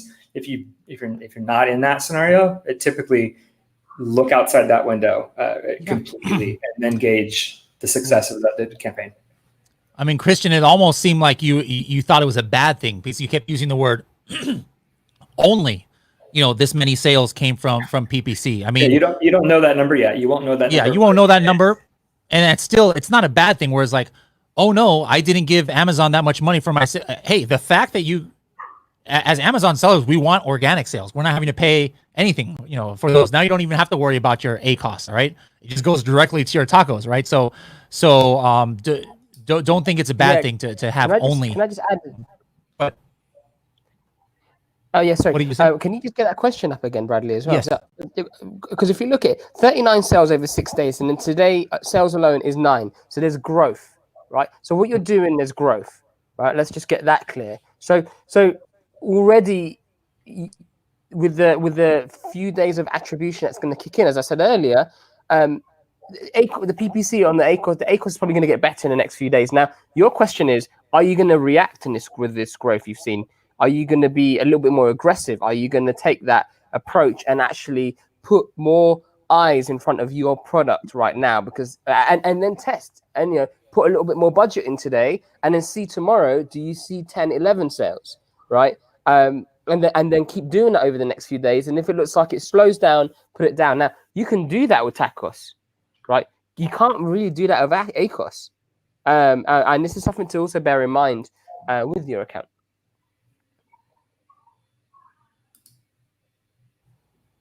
I'm trying to look for the number of views here just to make sure I didn't. I don't have to drink this salsa yet. But anyways, remember, if we get up to 500, I got to drink salsa and this jalapeno and a whole bunch of stuff. So anyways, let's keep it for a second regarding this one. Christian, you got a popular question here. Everybody wants to comment on it. Yeah, like PPC sales are making from 30 to 45% of sales that he's having, and that's pretty healthy numbers. So basically, if somebody is a new seller that is just starting, that doesn't have brand awareness, it is usually way higher than that number. And like the bigger the seller becomes, and like the more known he becomes, he ends up with like having 10 or 15%. So basically, what he wants to do there is to keep that number at around 35 to 40, 45% sales coming from PPC, and like increase spend if the ACoS is okay, and if TACoS is okay, of course. So if that number is okay after increasing spend, that means that organic sales are increasing as well. But if he sees only PPC sales increasing with the increase of spend and organic sales are dropping, basically PPC is overtaking organic sales, maybe he would like to do some other stuff apart from PPC to his listing and try to bring some visitors from other sides. All right, excellent. Let's see what other questions we have here. This is one of the most controversial things. I think this person's talking about like day parting here. Right. But it says sometimes PPC budgets get depleted for the first few hours in which the budget is refreshed at midnight. Is there a way to delay these ads or these campaigns to show up later in the day? I mean, this thing, unless Amazon changes something, I think this will be always a very healthy debate amongst people. But Vince, I know you do not like day parting, and your logic is very logical there. So can you explain why to you, which I happen to agree with, it's illogical to want to do this day parting thing? Sure. It depends on the stage of your product, obviously. But if you're in a newer product, especially in your first year, really, you want to stay in the consideration cycle all the time, right? So that means your brand is being seen regularly by new shoppers that are coming in, by shoppers that maybe saw your ad and came back and searched a couple of times. Shoppers don't buy things immediately sometimes. Sometimes they come back after a few times. So when you're doing PPC, you're staying in that consideration cycle. So when you're out of budget on a given day, you're no longer in the consideration cycle. Your ad's not appearing. So the goal is actually to increase your budget so you don't go out of budget. So you stay in that consideration cycle the entire day. Yes, it takes more budget, but that's where fine-tuning your optimizations, looking at your search terms, trimming those down, pausing keywords that aren't working after you tried to remove those search terms. So especially if you're brand new, the goal is getting data. That's the holy grail, getting the data that you need out of the PPC to then really target it and lower your ACoS, which lowers your TACoS as well. You can't get that data if you're off at 7 a.m. every single day. You're missing that big window. So yeah, that's why I don't necessarily recommend day parting. What do you guys think? So I got a really good example with this, but I won't talk about it unless you guys give me permission. Now, don't give client names. Anyway, this is I always see it as like a really cool opportunity when you're limited by budget, the scope for you to spend. Obviously, you have to be sensible about how much you spend, and because you've got budgets in mind that you're prepared to spend. But my question sometimes is, how low can you go with your bids? You know, if you can reduce your bids by 10-15%, you know, that extra, you stick around longer and you get a little bit more traffic. So I'm going to share this example. I'll be really quick, I promise. That's the only reason why I kind of wanted to ask for permission and rebelled anyway. So that's how we do it in the UK. Basically, we had one account. It was running out of budget every single day. And then when we looked at what positions that I'm not talking to you, Siri.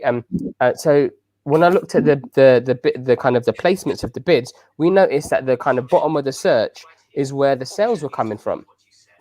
Siri, shut up. Anyway, so basically, even she has an accent. but anyway, ask her how she pronounced the TACoS. No. Oh, you don't want to get her started. She doesn't stop when she gets going. Anyway, so what we did is we actually really brutally reduced the bids. Ads only served in the bottom of the kind of the search results, and it appeared out in front of other people's ASINs, and the ACoS went from like 40% to about 22% straight away, and that was a pretty risky strategy, but we went, hey, it worked. And at day 2, it was like, oh my gosh, it's still working. We left it running for months, and that gave us a little bit of an edge without them having to really increase their budgets, position elsewhere, and generate more traction. Sound advice. Cool. All right. The last question of the day is what I had talked about before. I just want to know, this is almost going to be like the that we do in the podcast, the 30-second tip. But what is your 30-second tip? George is like, I better drink some water. I don't know if I can keep it at 30 seconds. Oh my God. What is your 30-second tip for how PPC strategy should or shouldn't, be different during Q4, like hitting these holiday things like Prime Day, Black Friday, leading up to Christmas? Let's start with Lazar. You can think about it for a couple seconds, but what's your tip for us? Well, definitely when it comes to Q4, one of the things that people first do is increase their budgets and increase their bids. I don't necessarily suggest increasing bids. I would definitely increase budgets, and then to see like over time what's going to happen. What usually happens after the Black Friday, Cyber Monday, or Prime Day, people usually forget to decrease bids, decrease budgets, and so on. So that's the period when you can burn a lot of money. What you want to do is do a lot of retargeting during this period to bring people back to your listing. You want to have as many people as possible coming to your listing and buy the product. So definitely take care of your budget first, then bids, and make sure that you do retargeting. Especially there are new stuff like video ads. They're so awesome now. If you have a chance to run them, definitely do it. All right, George, Okay, I'll go straight away. So during Q4, the click-to-conversion rate increases a lot. So that's something to bear in mind. So terms that may not have converted really well a few months ago have a good potential of converting better. And also from a consumer's point of view, there's going to be a lot of searches around gifts more now than ever before. So it's always good to consider other terms around other than just specific product terms, kind of product related search keywords that you put into your campaign. So there's a level of looseness that you can go with when it comes to Q4. Vince, you have anything for us for yours? Yeah, definitely. Make sure you guys are taking advantage of negative ASIN targeting in your auto campaigns. A lot of people it's a new feature, so it's easy to forget. So I keep harping on it. You guys look at your search term reports in Seller Central and ads, wherever your auto campaigns are going to find those ASINs in there. They're 10 digits long. They start typically with the B0. Those are ASINs. Those are product listings. So make sure you're going through there and actually, for the ones that you find that are not converting for you, make sure that you add them as negative targets now, negative keywords now. You have that capability now. You no longer just have to suffer with Amazon putting your ad in any product listing that it wants, which it's still going to do, but now you can actually make those product ASINs negative. Excellent. Excellent. All right. George, if people want to reach out to you, what's your website again? It's Clearads. So clearads.co.uk. .co.uk. All right. And Lazar? sellersalley.com. sellersalley.com. George, get some sleep. It's probably like 2, 3 in the morning or something over there. Appreciate it. Finish that taco. Don't let it go bad. Never waste tacos. Whether you're talking about PPC or whether you're talking real tacos. Yeah, don't waste it. Yes, after. Yes, all right. And Lazar, make sure my office is okay over there. Nobody's doing anything weird. Everything is expected. We're keeping the distance, so you don't need to worry. Okay. All right. Thank you, guys. We'll see you later. Brian, thank you very much. All right. So, guys, again, we're here. If you're just joining us, this is our TACoS Tuesday after party. We're talking tacos. We're eating tacos. We're doing everything tacos related, right? And we're talking PPC. We're going to have some more strategies with some guests that we're going to have here. We're going to have some more prizes. Don't forget, if you guys take advantage of this offer just today, tomorrow, this offer is going to be good until tomorrow, but you're not going to qualify for this special that we're doing if you do it tomorrow. I don't think. Maybe if you like beg and plead, customer service might hook you up. If you're really nice to our customer service agents, they might enter you into the raffle. But we've got some ridiculous raffles for those who join. The grand prize is 1 full year's worth of diamond membership, which is worth, if you go month to month, it's 200 times 12, which is whatever that is. No, we gotta say what it is. $2,400. $2,400. You said $1,200 before or something. Yeah, I was playing. Oh, okay. I was like, what? No, I was getting confused because I was second guessing myself. So $2,400 worth is a grand prize. We also have some other prizes such as one-on-ones with me, with Vince, Helium 10 swag. And if you stay till the second month, we're going to give you some Helium 10 swag as well on this diamond plan. So make sure to sign up below. A lot of you guys have already. Now at this point, right before we get back to the next challenge where there's going to be another chance to win a prize, maybe Vince, you can do another quick demo into the Project X ads campaign or ads account, and just like what is something that really is, it doesn't have to be new, but it could be one of our new features too. You could just recap something, but what is something that really can help users? I mean, because we have believe it or not, guys, there's diamond members out there. There's elite members out there who aren't yet using ads because I don't know why. They don't understand the capability. So Vince, like what is something that like, hey guys, you need to be using this right now? Sure. So we explained the suffering of having to do some of these things manually, right? So again, we're gonna give suggestions for you if you take advantage of our new rules in the ad manager. That is, oh look, I'm getting messaged by probably Bradley. So just to show you guys really quickly, it's the configure button here. This is where you go to actually do some of those settings that we talked about to get you guys in the suggestions. Somebody asked that question earlier today. There is a pro training. I would click this button, but our pro training starts to play automatically. Go here, click the learn button. You'll see the list of all of the pro trainings here for ads. So this is where you'll go to see where how to make those configurable rules. But just pretend you're a brand new ads user. The first thing that you really should do, or you should want to do, because you have access now to all your search term reports immediately, right? High level. You guys know what a pain it is to go and to download your search term reports, designate as a sponsored brand, as a sponsored product, set your parameters, last 30 days, last 60 days, download the report. Maybe you use that Excel spreadsheet to make some adjustments. You don't have to do any of that with ads because it's all here. You don't have to download anything. Just click on your search term level. Boom. What are the time periods that you guys want to look at? That's last week. We go last 7. Latest 30, latest 60 days. And this says latest instead of last because, again, ads does not include the past 72 hours worth of data in its calculations. So just at a high level, this is really what you can do right when you start with an ads is check your search terms. And remember how we just said, hey, if you've got an ASIN that is spending money as a search term, you can make it. You can add it as a negative right there. So you can do what I just said. You can clear that out. And actually, it looks like we would actually probably want to do it for this one here, Bradley. Unless you like a 60% ACoS.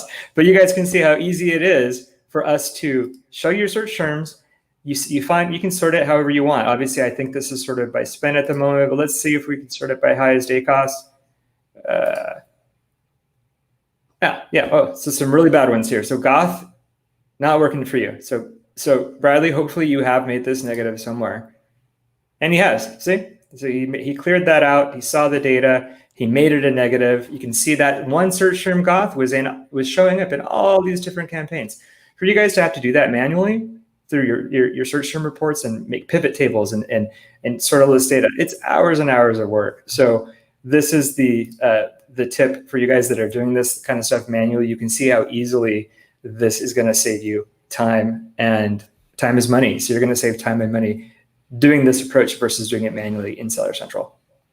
Yes. And time is money is a very key thing, because sometimes the thing that limits us with scaling our business is time. It's not just money. Some people say, oh, I wish I had more money, to invest in new products. But if you don't have the time that's necessary to research new products, exactly, to research, to manage your campaigns, like you got to spend 25 hours, figuring out how to do a pivot table in Excel, and now you got 5 hours to try and optimize your listing or check what your competitor's doing. That's no bueno. All right, like that's not a good move. No bueno. So your time is very important, and that's one of the to me, that's one of the biggest things that ads has helped me with, is having more time to deal with these case studies that I'm doing. Since for me, time is so important, because I'm not an Amazon seller. Like the case studies I run, my day job is working at Helium 10. I barely have 4 to 5 hours a week I can spend trying to do the Amazon account. So time is even more precious to me, and ads has definitely helped me with that. That's pretty cool too. Absolutely. Go ahead. I was gonna say that's pretty cool too, that now people are going to be able to see their ads on mobile coming up maybe next month or the month after. That's pretty cool too. We have that planned for sometime this month. So you guys, if you guys haven't downloaded our mobile app, definitely check that out. It's going to be a lot of read-only data. But you're still going to be able to see your high level, very similar to our dashboard. You're going to be able to see your high ACoS campaigns, your high ACoS keywords, your high spend keywords, to then take action on the go. Obviously, we don't want you looking at this while you're driving in the car, but we use our mobile phone all the time. So we're adding that capability. You're going to be able to see profits. You're going to be able to see alerts, and then you're going to be able to see ads. That is coming soon. So you guys, wait. When that comes out, definitely you want to download the app if you haven't already. Awesome. All right. Now we've got a new contest that is we're going to do this. This should be pretty fun. Let's bring back Lonnie to the main stage here, and Vince and I will hop off to get some water or something. Howdy guys, still here in the tequila room at Helium 10. So I have a pretty fun game. It's a little bit difficult, so I'm going to tell you what the game / competition is, and then I'll go ahead and ask some more trivia questions because I thought those were pretty fun. So everyone knows what TACoS is. Like, we're not talking about tacos that you eat. We're talking about total advertising cost of sale. So my big ask for you guys is, what other words / acronyms can you form with TACoS? So TACoS is an acronym. So let us know in the comments if you could think of anything else. I know that it's super hard, but we've seen some creative ones in the past, so I want to see what you come up with. But let's go back to the trivia, because that's always fun. So one thing that I have for you is, what city and state is said to have given birth to the fish taco? Hermosillo, Sonora, Nogales, Sonora, Guadalajara, Mexico, or Ensenada, Mexico? What do you guys think? Personally, I think it's Ensenada, Mexico, because I don't know, that's like the first thing that pops into my head that sounds super familiar to a fish taco. See what else. Okay, some people are saying coast. What do you think, Bradley? Where have you ever? I've been to Ensenada. I love Ensenada. Have you ever been there? It's only like an hour and a half away from us. So. No, yeah, I love Ensenada too, and they have amazing seafood. That's why I said it. All right, Twinkle said Ensenada. All right, let's try it. Oh wow, it was correct. So the Ensenada, Mexico was the place to give birth to the fish taco. And if you guys have never been, you need to check it out because they literally have some of the best seafood that I've ever had. Their lobster, whew, amazing. All right, so next question. The first taco truck ever came out in what year? 1966, 1976, 1986, or 1955? I would be interested to see in what state the taco truck came out with, because I mean, again, we're here in Southern California. You see a taco truck on every street. So what do you guys think? I'm gonna say the 80s because I feel like the taco truck Scott was agrees. pretty late. Okay, yeah. Scott said 1986. Teresa's old school. She's like, nah, 1955. Steven said 1986. All right, let's see what it is. I'm going to put 1986. Wow, wrong. 1966 is when it came out. That's so interesting. Interesting. Did you ask people to make a new acronym from TACoS? Yes, I did. And I know it was pretty hard, so that's why I went on with the trivia. But if did anybody give something, any? Let me see. I don't think anybody gave any, did they? I don't think so. Tang and Coke offer satisfaction. I love it. Who remembers Tang? Tang was like my go-to drink growing up.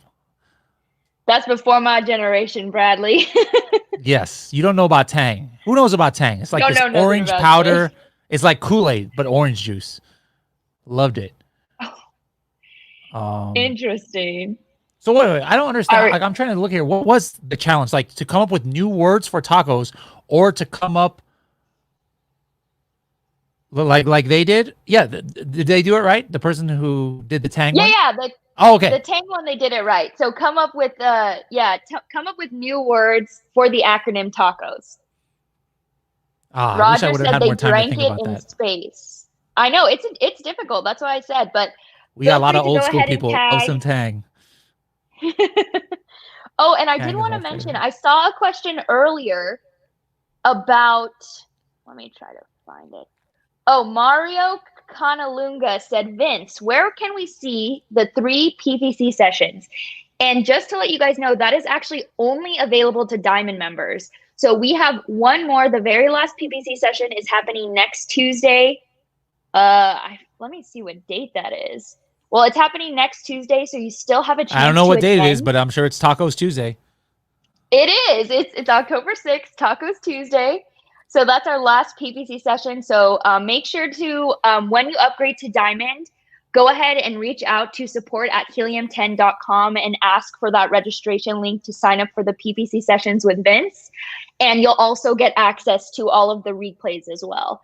And guys, I'm telling you, Vince is such a genius. And the way that he lays out, the very first episode was PPC 101, and he shared some really great content.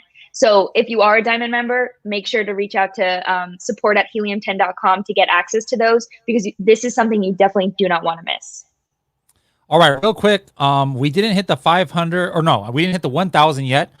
So I'm not going to have the jalapeno yet, but since we hit 500, I'm going to go ahead and do as I said, and we've got some salsa that I didn't put on my taco. So here we go.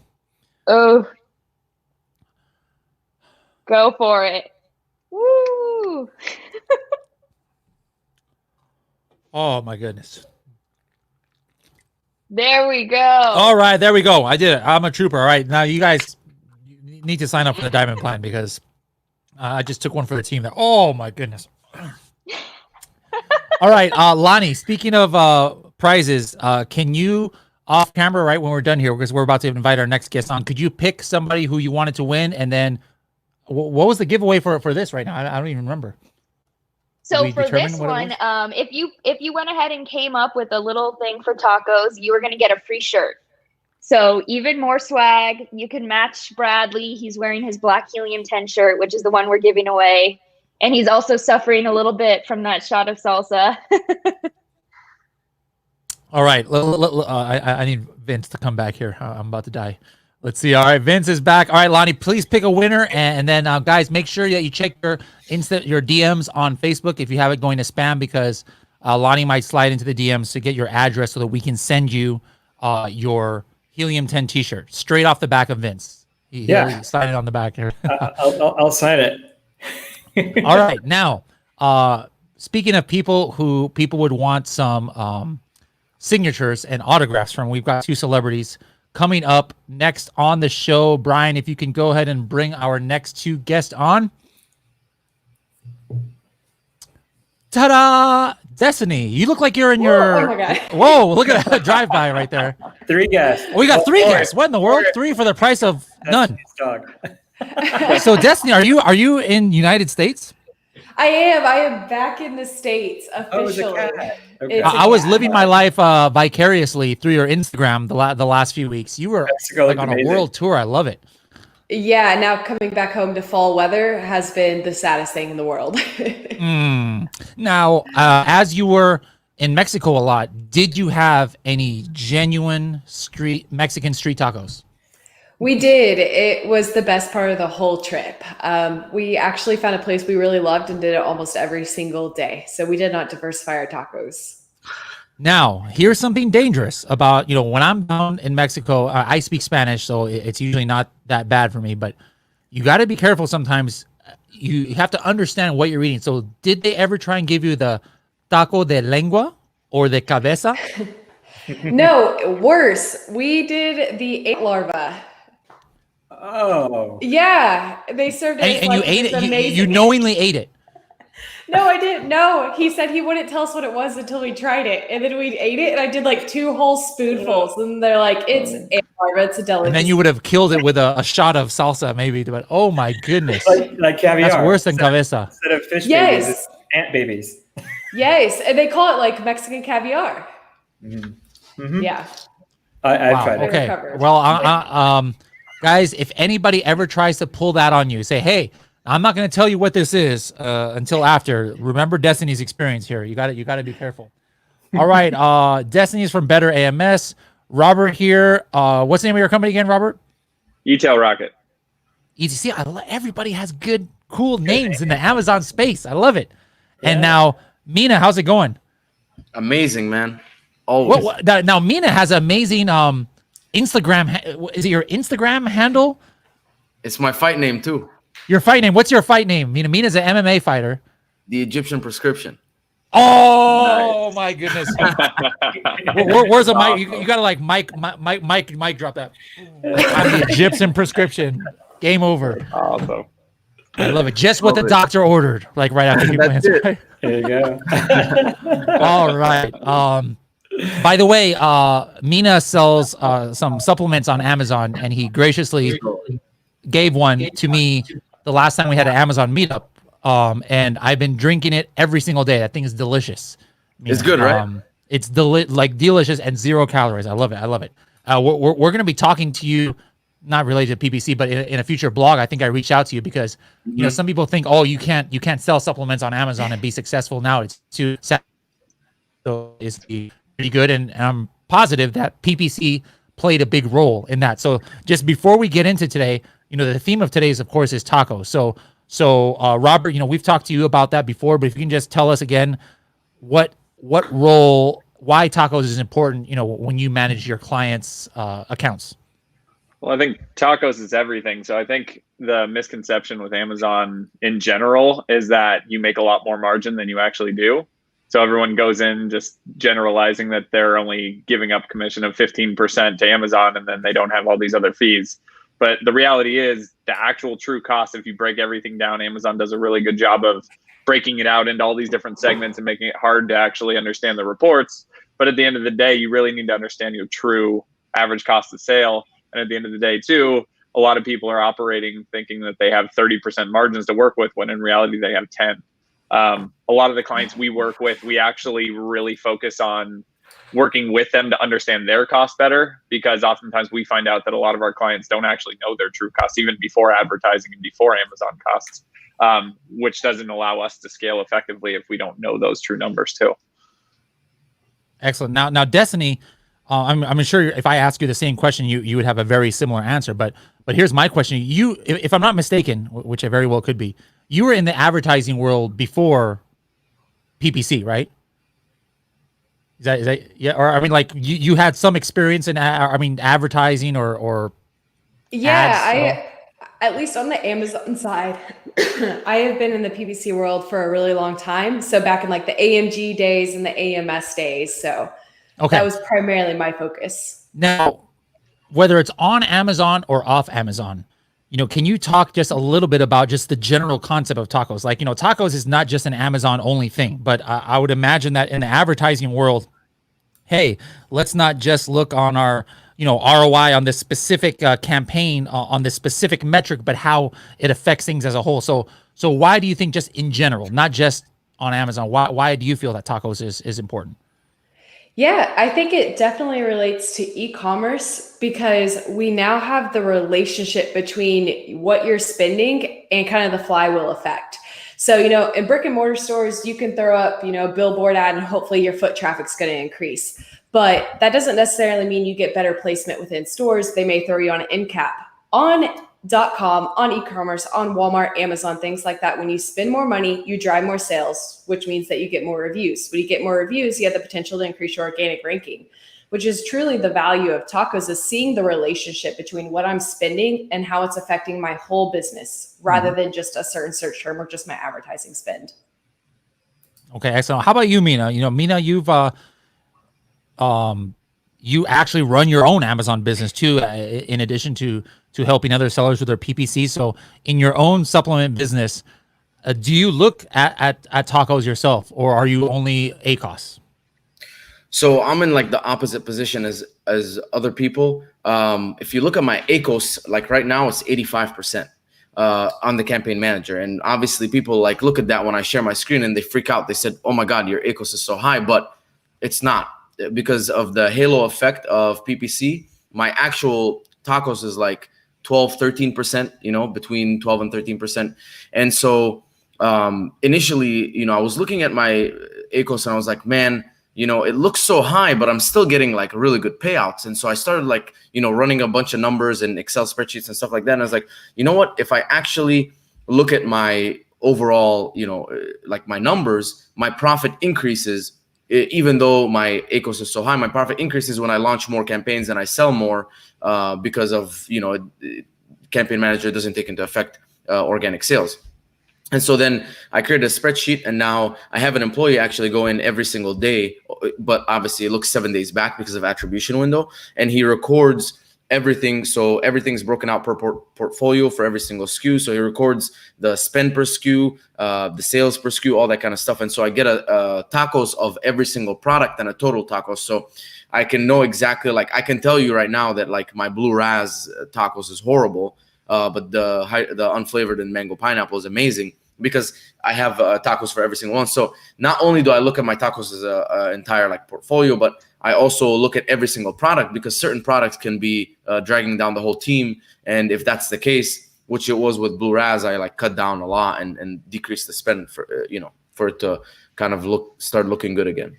We need to get you access to ads, Mina, so that you don't have to have an employee to do that for you. I don't know if you were watching earlier, but you just click a button and you see it. I'm Helium also 10, putting virtual assistants out of business every day. Just say it. There's so many things I do manually and in spreadsheets, and people are like, man, there's a software for that. I'm like, I know. I just like, I'm very like paranoid, or I don't trust like software. I don't know what they're doing in the back. No, but I trust you guys. I know Helium 10 is awesome. Okay, I was about to say, Vince, he's really talking about you. He's like, because you're the product manager for ads. So I was totally in Mina's shoes before I came here, right? I was a consultant, and this was going on over a year now, and I was doing it for 2 years. And when I wasn't a seller, but I was a consultant. But you do trust yourself, right? If you're looking at the data, if you're putting out the spreadsheets, if you're watching it daily, yeah, it's obvious. It's a little bit more. It's easier to trust what you're seeing. So this is why I took that same mentality and I kind of built it into ads. Like, what are all the things that I were doing manually that I could put in? make some things automated, but you know, our suggestions, for example, you don't have to apply them. You know, Bradley doesn't apply them sometimes for 2-3 weeks, but you can look at them and you can judge for yourself. Okay, based on this data, does this work for me? But more important to this conversation and what you just said, Mina, is that if you trust profits, and profits is dependent on what you put into profits. If you put in your cost of goods, if you put in your FBA fees, you know, our profits tool is going to track that kind of stuff. But additionally, since Helium 10 is since ads is Helium 10 tool, we can pull your organic sales from profits, and that's how we're able to show the TACoS metrics. So, you know, trusting it from the perspective of, you know, should I take these suggestions is one thing, but trusting it from the perspective of all we're doing, and we highlighted this, Bradley, is all we're doing is taking your total sales number, again, which we get from profits, and just doing that calculation for you against your actual PPC spend. So that one part, anyways, Mina, is something that you could actually really quickly and easily do to measure your TACoS per product in ads. Love that. Okay, that's good. Good to know. Okay. Speaking of good to know, but I don't believe it. Paulina says lengua is delicious. So for those who don't know what I was talking about, tacos de lengua is tongue, taco.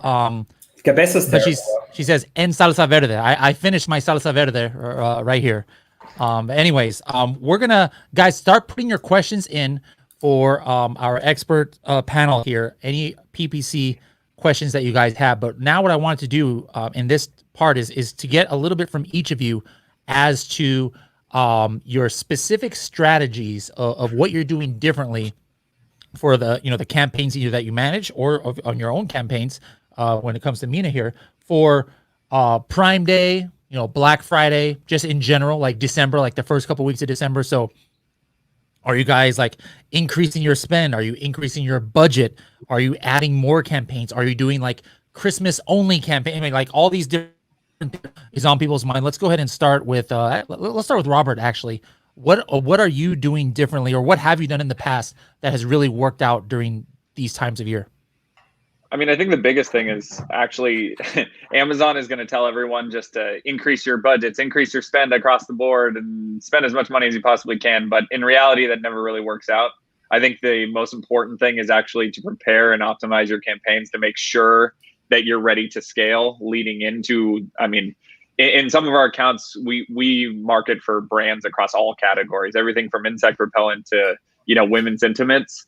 So we see basically anywhere from a 10x to a 25x from our ad spend performance on those days. So the key is actually focusing in on increasing our budgets strategically, specific to the campaigns that we know are ready to scale, and they're optimized with negatives, that are optimized with exact match terms, not the broad campaigns that are just going to spend your money like wildfire because there's customers on Prime Day in certain categories that are just clicking everywhere, but they're really looking for key certain market segments and categories. So we really take more of a niche approach in order to make sure that our clients are prepared, and also make sure that the certain products that we're putting top of search or that we're putting in specific ad campaigns are ones that customers are actually looking for on a Prime Day.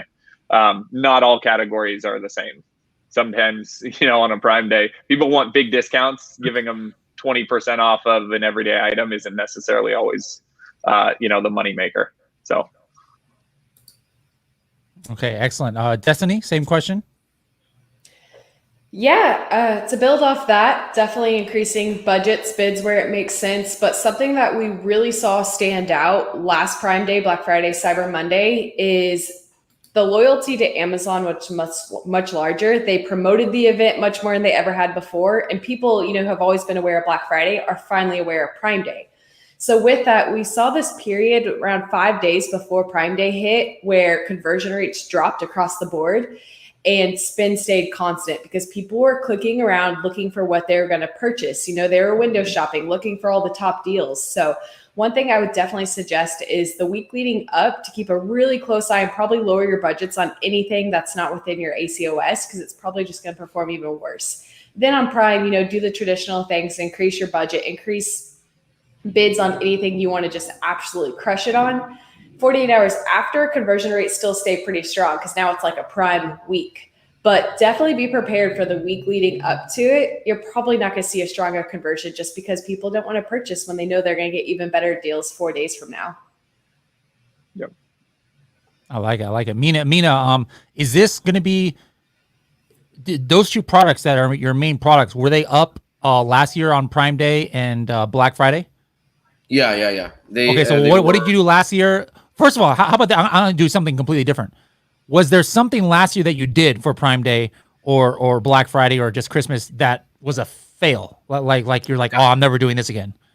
Yeah, I definitely increased bids aggressively for broader keywords, like for example, electrolyte powder, and that was a big fail because the broader I am, the bigger, the more the window shoppers are. And so, a couple things that I did that helped was anything that I was on like page 2 on, not page 1, page 2 on, I performed a lot better, like significantly better, just because the intent to buy was so much higher than the people who were clicking on stuff in page 1. And and another thing is I noticed that detail pages converted way better. So at some point I'm gonna lower my bids, increase placement on detail pages, and I'm gonna make sure that I'm not on page 1 for anything broad. Right now, I'm on a lot of broad stuff, page 1, and it's doing well. So going to lower that because I want to avoid any window shoppers. All right, excellent. Also, I just want to throw it out there that supplements is horrible in Q4. PPC spend is insanely high, and everyone is like, let me wait till I'm fat and like it's New Year's Eve for me to then start like doing stuff that's healthy. So Q1 for me crushes. Q4 is a lot, so I'm a lot more careful in Q4. If you have a giftable product, probably it's a little bit of a different game. Destiny and Rob could speak a lot more on that. But for me, for me, number one thing is I need to understand my buyer psychology, and the best thing is I'm a buyer, and I have buyers all around me because I buy a ton of supplements. So I know myself that I will browse a ton and click on a lot of stuff on page 1 with no intent to buy if the keyword is short and broad. But if it's very detailed, there's a lot higher intent to buy. Or if I'm on page 2 or 3, there's a lot higher intent to buy. I think another important factor with that is not only category specific, like that's a really good point. We definitely see that in the supplement space for our brands. The other thing to pay attention to this year is going to be different than years past. You have really big name brands that were focused on Q4 retail that are now ramping up their ad spend ahead of Q4. So just going off of suggested bids and some of these things, you'll find even if you're bidding in some of these categories at the top end of what the suggested bid in Amazon, it's nowhere near where you need to be if you really want to see results on certain keywords. I mean, sometimes we're seeing suggested bids at the top end of the range in the $2 range. Sometimes they're $15 to actually get page 1. So just be aware that those suggested bids are way off of where they are right now in Amazon's ecosystem. And it's going to get it basically as soon as Prime Day hits all the way through Q4, it's going to be way elevated.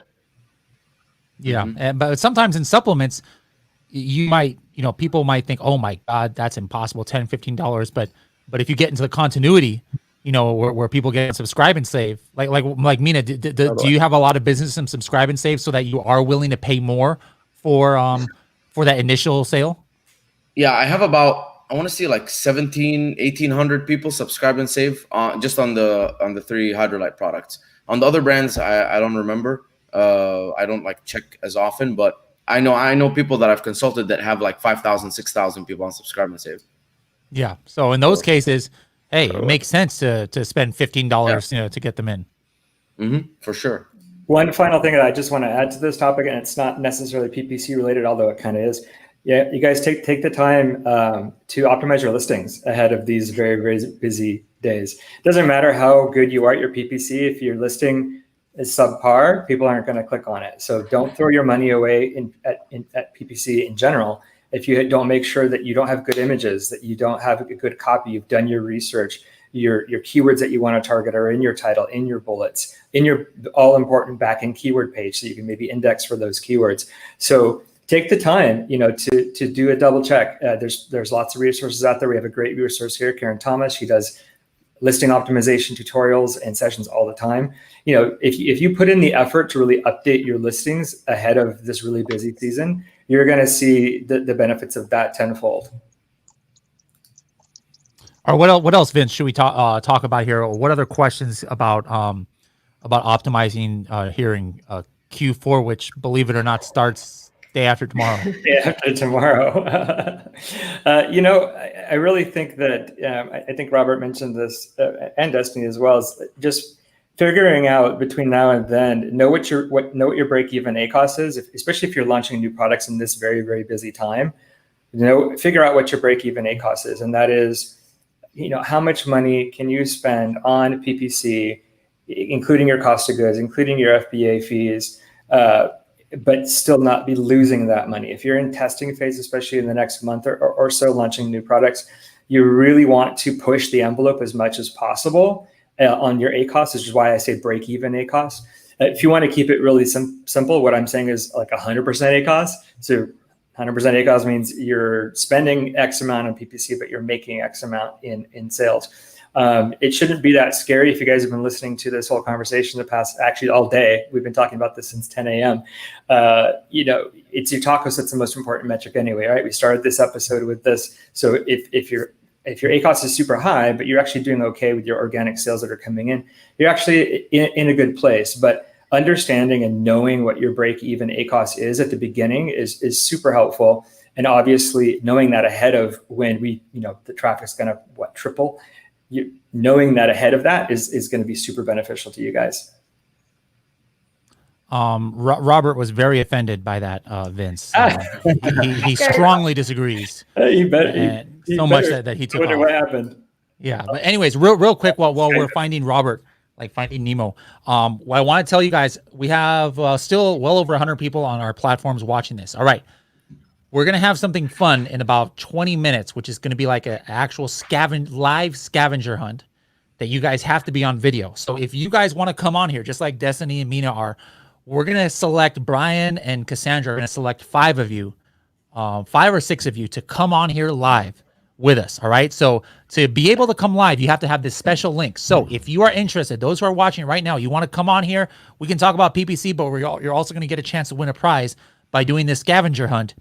Please send a direct message, PM, private message, either on Facebook to the Helium 10 account, but ideally to Instagram, Helium 10 Software, Instagram. Hit the direct message right there and just say, hey, I would like to be on the broadcast for the scavenger hunt to win the prize. And we're doing stuff today that we've never done before. We are. Robert's computer crashed, so he's trying to get back on. That's what happens when we bring this kind of level of knowledge. People's computers just we blew up computers. They can't do it. Mina, when is your next fight? I don't know, man. It's gonna be a while. I broke my front tooth sparring, so it's gonna be a little bit. You didn't have I didn't have. I had a bad one, and I think that was the biggest issue. Is the guy had small gloves. I had a bad mouthpiece, and I made a mistake. You know, like I caught like a punch straight in the mouth. So it is what it is. It happens. It's better than like tearing an ACL or like popping a shoulder or something. So I'm cool. Yes. You sure it wasn't Destiny right after the Amazon sellers meetup we had a couple of weeks ago? Like I saw her really mad. He doesn't want these hands. I love it. All right. Let's talk some more strategy here. Destiny. We talked earlier, with you and other shows, and also we talked with some other guests today about sponsored display, sponsored video. So I'm thinking, especially for sponsored video, I'm just thinking out loud here. Obviously, we have no history from last year because sellers, regular sellers didn't even have sponsored. There wasn't even video in search last year. But I'm thinking there's got to be something like that some people can do, like very holiday related or specifically related to some of these days coming up, whether it's Halloween, whether it's Christmas, whether it's Black Friday. Are you advising any of your clients to do something like that? We are, of course, with a TACoS. So as you guys know, anyone who's tried to launch any type of promotional copy in their headline search ads probably got rejected Well, this was, prior to now having custom image beta, product display ads now have the ability to write copy again, and video search obviously has the opportunity to provide a lot of creative direction. So a few things that we recommend in the past, prior to video and search, was just make light adjustments to your copy to try to align with anything seasonal, but without, of course, giving any seasonal. You can't say Christmas, you can't say things like that. What we recommended with custom image beta was maybe using the color scheme for the holidays, maybe trying to add a mistletoe in there, something like that, into your sponsor brand's custom image beta. Video search is the exact same concept. You could have a Christmas tree in the background, something like that, if you wanted to create specific video promotional content. Now, we didn't have video and search for Prime Day, but we did still have it during the holidays, and on mobile, it still did absolutely incredible. So definitely recommend, if you have a videographer on hand, to get really creative with some of those solutions. And yeah, custom image beta, I think, will be really cool, just because that's a little bit easier to roll out. If you have anyone for imagery on your team, you can get those up and running immediately. Now, you can't say Merry Christmas on that image, but you can have red and green font, things like that, red and green images, and see what happens. Cool. Robert, any last tips for anything related to what the big upcoming days? I mean, now we just got, announced that it's, Prime Day is 13th and 14th. So, as far as ordering products or things like that, you're kind of SOL right now. There's no way that you can get stuff into Amazon by the 13th and 14th from China or anything like that. So kind of like what we're kind of limited to doing is maybe doing something with our campaigns or our listing itself. Anything that we can, that sellers out there can do before the 14th of October to get ready? I mean, I think the biggest thing that we're telling our clients is, Destiny, I don't know if you're seeing this for you, and I don't know, Mina, if you're seeing the same thing, but even with our biggest clients and our largest sellers, they're throttling FBA inventories, which is a struggle. So we're continuing to put together Q4 action plans to make sure that we basically have inventory in transit constantly. And we're doing multiple shipments every single week. And then as a backup, our company actually offers fulfillment services for our sellers as well. So we're also stocking up our warehouse to make sure that we can flip to merchant fulfilled in the event that there's a hazmat issue on the fly, in the event that someone sells out because of these huge spikes in traffic for Q4. Or even sometimes in certain categories, we're seeing that things aren't getting checked in for 5-6 weeks. And I only expect this to get worse. COVID is still here. And you add Prime Day with Black Friday, Cyber Monday, and holidays, basically we're in it. So be prepared, be ready for your fulfillment, and understand that you're already behind the 8 ball. So do everything you can to get as much inventory in transit now for all of Q4. All right, Mina, last words of wisdom out there, other than make sure that your mouth guard works so that you don't break your teeth. Like Robert, you missed. I don't know if you heard that, but yeah, Mina I hit is the injured. tail end. Yeah, I know. I don't want to get in a ring with him. Yeah. No, I think we covered everything. Just be very attentive to your ads. I know a lot of people kind of tend to like let it run. So be very attentive. Attribution is horrible, so you have to be extra attentive. And I think if you're gonna do a discount or anything, just start increasing your price from now, so you can offer a bigger discount. That's what I usually do. Is I usually start like $1, $1 every like few days, go up $3-4, and then I'll do like maybe an $8 discount, which looks like really big, but it's actually not that big. It's awesome. You just actually answered a question that we had about that exact thing from a user. So Christian, Oh yeah, I wasn't even paying attention to the questions here. It's okay. We're dead anyway, but that was a good. We got another acronym here. GUAC. General user acquisition cost. We got some good ones. All right, guys, thank you so much for joining us. One more time, best way to contact you guys or find you on the interwebs. Let's start with Destiny. Yeah, you can definitely check me out: Facebook, LinkedIn, YouTube, and or betterams.com. Cool. Robert? etailrocket.com or LinkedIn. All right, and Mina? Facebook is the best. So Mina Elias, I answer all my messages, so I'll definitely see it. All right, cool. Well, thank you guys so much for joining. We will see you guys soon. And Mina, please stay safe out there. All right, guys, again, we are here because this is we're into the closing minutes here. So it's getting down to the wire, guys. If you haven't taken advantage of this offer down below, make sure to do it. You'll be entered to win a full year of Diamond. So you're kind of like spending $20 to increase your effectiveness with PPC, but you're on the other side, you're going to get a chance to actually win $2,400 worth of Helium 10. You're going to have the potential. You're definitely going to get, if you stay into the second month, a little swag bag from Helium 10 that includes Helium 10 mask, vintage shirt. You're going to be entered in the contest to get a one-on-one with Vince or a one-on-one with myself. Let's sweeten that offer. We're getting sweeten. Oh my goodness, we're not being generous enough, Vince? Yeah, no, we're not. Well, yeah, we are, but let's sweeten that offer a little bit. So only because I'm seeing a lot of questions about the PPC sessions that I'm doing. I have one more again next Tuesday. That one's going to be on optimization tips and tricks and leveraging ads. These sessions are exclusive to those Diamond members.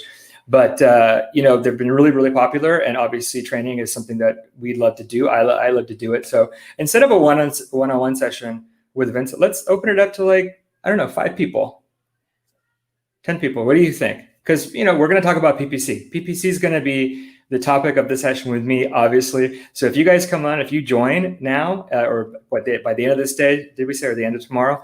Then you know what? You're gonna be enrolled in that session with me. So instead of just a one-on-one session, let's make it a group session. You guys see how powerful it is when we get a group of like-minded people together. So what I find really interesting or successful about some of the PPC sessions that I do is that the sellers learn from each other too. They ask certain questions, they ask a different way, and you're going to learn from other people's questions and other people's scenarios too. So let's open that one-on-one session with me to a few more people. I'll leave it up to marketing, whether with 5 people or 10 people, but obviously it's my session. So let's say we're going to open it up to 10 people. Vince is getting generous in his old age here. Right. By the way, Vince and I are known as the fountain of youth here at work. Vince is actually older than me, and I'm over 40 years old. So just to give you an idea how ancient Vince is. Anyways, we're about to get on, and we're gonna do like a scavenger hunt in a little bit. But before then, Brian, do we have Margaret's video that we're able to show? Margaret from Australia. Let's see if we can locate that. Hello everyone, my name is Margaret Jolly and I've been selling on Amazon for over 4 years now. Some of you may know me from the Sourcing from India Facebook page. I would just like to say how excited I am about the recently released ad software for PPC. I've been using the program since the start of September and I've had some really impressive results, while also freeing up my time that was spent poring over those dreaded Amazon PPC reports. My pet hate in life, I think, is PPC. The previous month, my ACoS was 54% for the campaign that I bought over from Amazon, and it is now 25%. I've also set up 2 new campaigns following Vince's suggestions of Auto, Research and Proven, and after almost a month, their ACoS is now 24%. My overall TACoS so far for the month is 3.7%. So I'm very happy thus far with how this system works.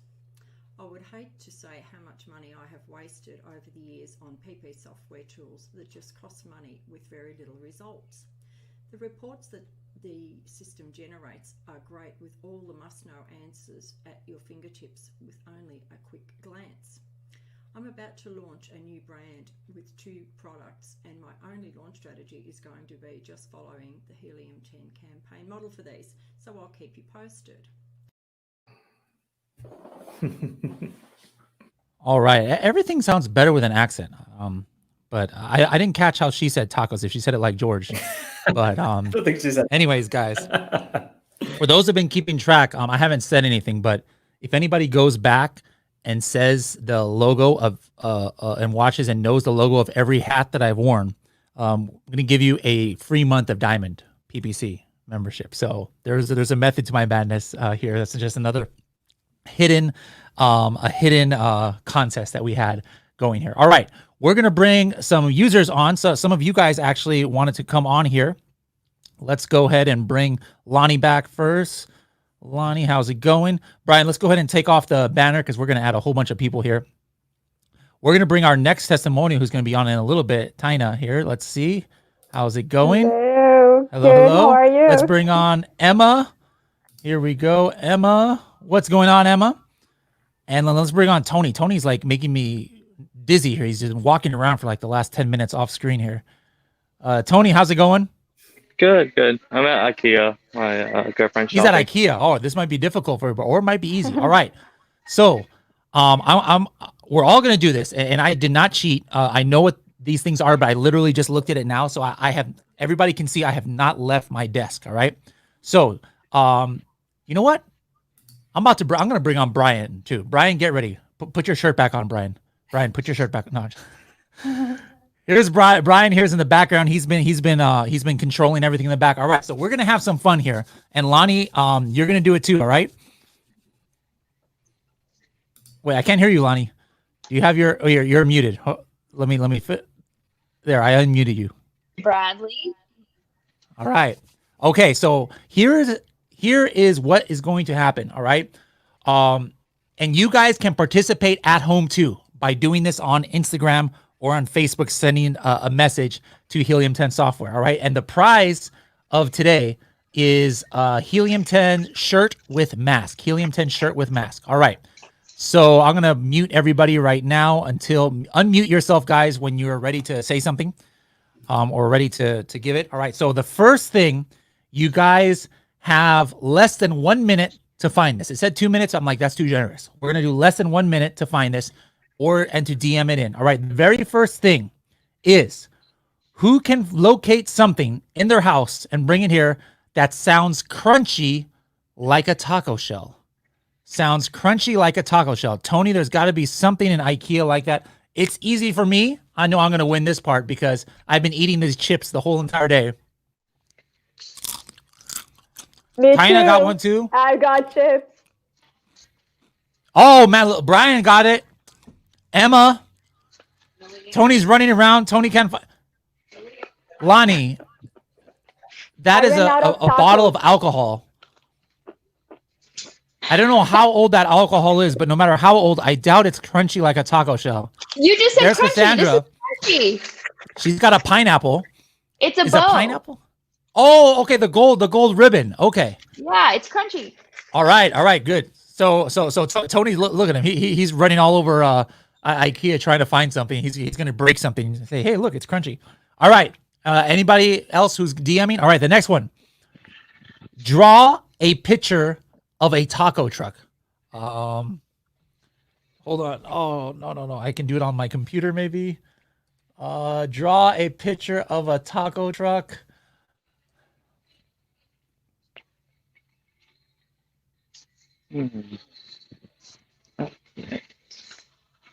Oh no, this is really bad. This is really bad.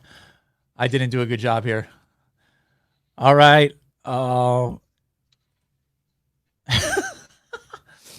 drawing it on my phone. I'm not home, so I can't find anything. This is really bad. All right, there's my taco truck. Oh, we got look at that on the phone. Okay, yeah, I got to take mine off because mine is too embarrassing. I think mine is the best, honestly. I Yes, color. yes, I think and Tony is still struggling. Tony is like looking for something to write with there at IKEA. All right, Tony, I feel bad for Tony. He was in a bad spot. Emma's got it. All right, good job, guys. Send those DMs in. All right, next one. Locate a book about food. Locate a book about food. I'm at the office right now.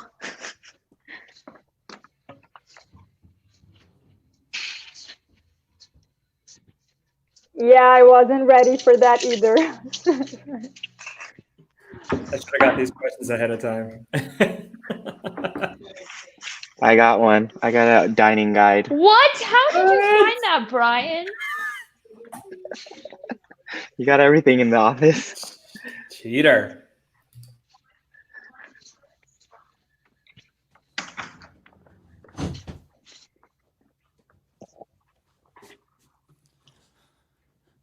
I came up blank.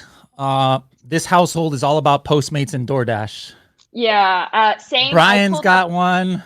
I pulled Oh, up Yelp. duh! I could have done one in my phone. Oh, Does that count? Yelp? I'm so dumb. Oh my goodness. All right, Brian is killing the game here. Even though Emma found one too. What has Emma got there? The Oregonian. All right. The last one.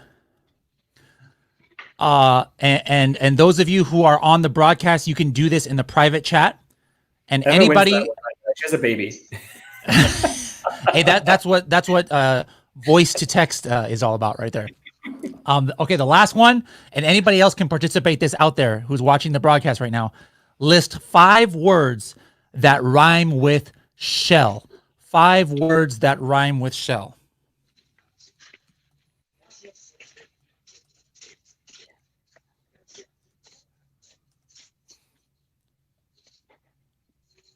Wait, why is this kind of hard? Can I just not think of something? It's been a long day, guys. I've been up since 6 a.m. I'm thinking of 2 words right now. I'm coming up blank. Can I say it? Not yet. You already Not yet. thought of 5? Okay. Yeah. You can't type. You got to type it in, Tina. Where? I'm No, on to the my private phone. chat. To the private chat. Okay, because I'm on my phone. Hold on. Tony, your third one is not a word. Is that a word? Oh my goodness, how is this difficult? I had 3, and then the other one's kind of a bad word. So, all right, I can only do 3. Mine are Wait, Bell, I Fell, and Dell. I don't know if mine went through, but I have. Can I say it? Go ahead. Okay, I have tell, bell, fell, well. There we go. She got it. That's I so like funny. Lonnie's Adele I put Adele. and I'm a smell. big Duh. I love it. Oh my goodness. Look, did anybody look, we got some comments in here. What did Brian? Did Brian have it too? Because Brian's been winning every single thing here. Brian didn't put his. Oh, he put it Bell, Fell, Hell, and Tell. Oh, Tell. Duh. Like how did That's my goodness. Brian and I have the exact same ones. Okay, so let's see what other people did. We've got Yossi says Bell, Hell, Tell, will sell. Duh. Shell, sell kind of rhymes, right? Spell, gel. Yep, there's another good one. I was thinking gel. Instead, I was going through the alphabet. I was like, gel. Gel is not a word, but gel, duh. All right, we got Georgia did one. Nairi. Paulina says she wants us to do it in ASMR. Bell, smell, fell. All right. Thanks for joining, Tony. His battery's about to die. All right, Tony, thanks a lot. Oh, you got a free shirt and a mask, even though you got a mask there, Under Armour, looks like. And Emma, thank you so much for joining. We'll see you guys later. And please, Brian, if you can get their details. And thanks to Brian for managing things in the background there. So that's awesome. All right, Lonnie. One more task for you, Lonnie, is if you can pick somebody from the chat here who should win another prize as well. Well, I actually have 2 people to call out, and this was for our TACoS acronym. So we have 2 people for Christina Hansen. If you're still on, go ahead and just DM Helium 10 Software on Instagram or Twitter. And she put, true achievers create only success. Kind of doesn't make sense, but it's still pretty good. I would say that's a win. I like it. Also, I like it. I love that one. We have Sofa King Rad. So same thing. If you're on still, go ahead and DM us on Helium 10 Software on Instagram or Twitter to claim your prize. And she created an entire new acronym, which is GUAC, GUAC, guacamole, General User Acquisition Costs. And I think that's just a good one, just for the creativity. That was a great one. Yep, of, I remember seeing that. Yeah, for creating guac. So Christina Hansen and Sofa King Rad, if you're still on, DM us. Oh, look at that. We got an applause. It's working, Bradley.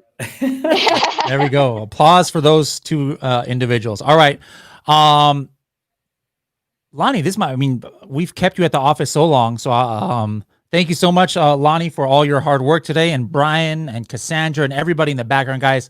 Helium 10 is by no means like a 2 or 3 man and woman show. We've got tons and tons of people behind the scenes who are working on events like this, marketing, put together these cool ideas for prizes and for these contests. So big ups to everybody who has participated today. And again, one more time for Lonnie and Brian, who have been from this morning, from our TACoS Tuesday all the way in the morning, hosting that one all the way to right now. So thanks, Lonnie. Take one of those bottles of tequila home, one of the cheaper ones, please. Leave the 1942 for me. I'll know if that was you who took it. Anyways, I'll be we'll see there you later, Lonnie. I'll be there in a minute. All right, bye everyone. All right. Now, we've got Tina up here in the house. She has been all over our social media lately as far as our blog and our roundtable, because it's a great story. And if you guys want to get the details of it, of just her general Amazon journey, just go to helium10.com/blog. And then you're going to want to check it. It was done about 2 or 3 days ago, where we had a interview that Karen Thomas did of basically how you had launched your product in less than 30 days. You sold out. Now, you've been out of stock now for like a month or so. Do you have product on the way yet? Yeah, they're on the way, and I'm almost placing my third order right now, because it just takes so long to arrive at Amazon. Okay, now, Tina, you for launch, I'm assuming you did a lot of giveaways and search, find, buy, and Facebook ads, right? Nope, just relied on PPC. Just PPC, and she used ads to build and those using campaigns. ads. Yes, so using ads. What were some of the things that you liked about ads? I mean, this was your first product, so like you almost don't know how it is without having it, but I'm sure you studied it because of Freedom Ticket and anything else. You knew what you were going to have to do before you realized ads existed. So how do you think that having ads as a brand new seller such as yourself, how did it kind of help you with that launch to be so successful? Well, I knew kind of, right? Because this is my first time selling a product in my entire life. I came across at the FBA universe, so I wanted to give it a try. I did watch the Freedom Ticket and all that, but until you practice, there's like you realize that you don't know much. So ads definitely helped me in the beginning, just like adjusting my bids so I could control. I knew that I wanted to keep my ACoS target at 30%. So the first week I launched my PPC. I let ads collect data. So my ACoS were like super high, and ads helped me just like adjust my bids. And by reading the suggestions, I started figuring out like the 10 clicks, 0 sales type of thing. So I had to lower my bid for that particular keyword and things like that. So ads was definitely essential for my launch as a new seller. I love that, because Vince, I'm sure you'd agree with me. The thing we hear about sometimes is, I'm not a big time seller yet. I don't need ads, or I don't need the diamond plan is too much. But here is somebody who not only has never sold on Amazon, she said she's never sold a product, in her life. If I'm not mistaken, aren't you like a writer and a singer and things like that, right? Yeah. It's a little different though. A little bit different to sell art, because it's a lot of your mind and how you talk about your art. It's different from like dealing with data and being exact about, adjusting numbers. Yes. Different side of your brain. It's two sides of the brain. Yeah. Yep. And so I mean, I do have to get artistic though with my Amazon listing, so that's exciting. You'd be creative with your listings. That's absolutely true. I saw you on your Instagram. You were doing like a photo shoot for your product, I'm assuming, recently in the last few, or was it for a video or photos? A video, yes, a video. I'm doing. I'm now eligible to have a video on my listing. So last week I was like shooting a video for my product. This week I started editing, and I'm gonna have it up soon. Okay, cool. Now, how many campaigns? I mean, I know it's just one product, but how many campaigns were you running in ads? Was it 3 or was it 4? Did you do a product targeting as well? I did 4. Yes, I did the auto research proofing and product targeting. Okay. Now, one thing I love that you said, I don't, if it's not you, then I'm just getting confused here, but it was either you or somebody else. You can take credit for it if it wasn't you, but you said something really interesting, or somebody else. That one thing that ads helped you do was to really, what was it, detach yourself emotionally, or emotional connection to keywords or something. Can you talk about that? It was her. Yeah, that is me. That was me. Oh, that was you. Okay. Yeah. I'm going to actually make a hat for you that says emotionally detached. So you can use. How many hats did you use? You keep changing. We use a lot, but that was part of the contest. Yeah, they're all on my floor right now. Yeah, no, but that was the one thing I had to train myself. As an artist, you were like very emotional. You are very attached to your product, your art. So I had to train my brain to get completely detached emotionally. I had like a product in mind coming into the FBA universe. And once I ran it into the X-ray, Helium 10's X-ray, I could tell right away that was a very competitive product. And as a new seller, it wasn't smart for me to sell that product that I wanted to launch myself into the FBA world with. So I had to learn how to get emotionally detached, how to read data. And I just created a spreadsheet with like 50 to 100 products, ran it all through X-ray, and decided on the product through the data. And then you use that same concept with PPC, didn't you? Yes. Because I'm sure all of us, when we start a product on Amazon, we have this like idea of what we would search for. Like, hey, this, I would search for water bottle. Now, of course, probably water bottle is pretty good for us, but like I know that water bottle is an important keyword, and then the data is showing something different, right? Yeah. So then what do you have to do then, Tiny? For sure. So using this example that you used, that's the other emotional detachment I had to do, because let's say my product is water bottle, and because it's such a competitive keyword, my ACoS was like across the roof on that keyword. And I by getting suggestions and researching other keywords, I saw that maybe portable container, let's say, right, was being more effective for me. So I decided to focus on keywords that I wasn't necessarily thinking that would be the best, but ads, suggestions, and numbers showed me that were better keywords for me to focus on. So that was very helpful for sure, figuring out. Did you use your total sales and TACoS metric at all? Since the theme of this event is total sales and TACoS. I don't know if we've asked you about. You got a really impressive ACoS very quickly, and you sold out very quickly. But did you also use that in your while you were considering and optimizing? Right, TACoS came in late on my listing. For me, like I learned about it, and the tools were available like later on my listing. But at the last week, I did it did import. Like I went back like on dates to figure out what my TACoS were. My general TACoS were 18%. So that's still good for a brand new. Yeah, for a brand new. Yeah. So yeah, I was happy with it.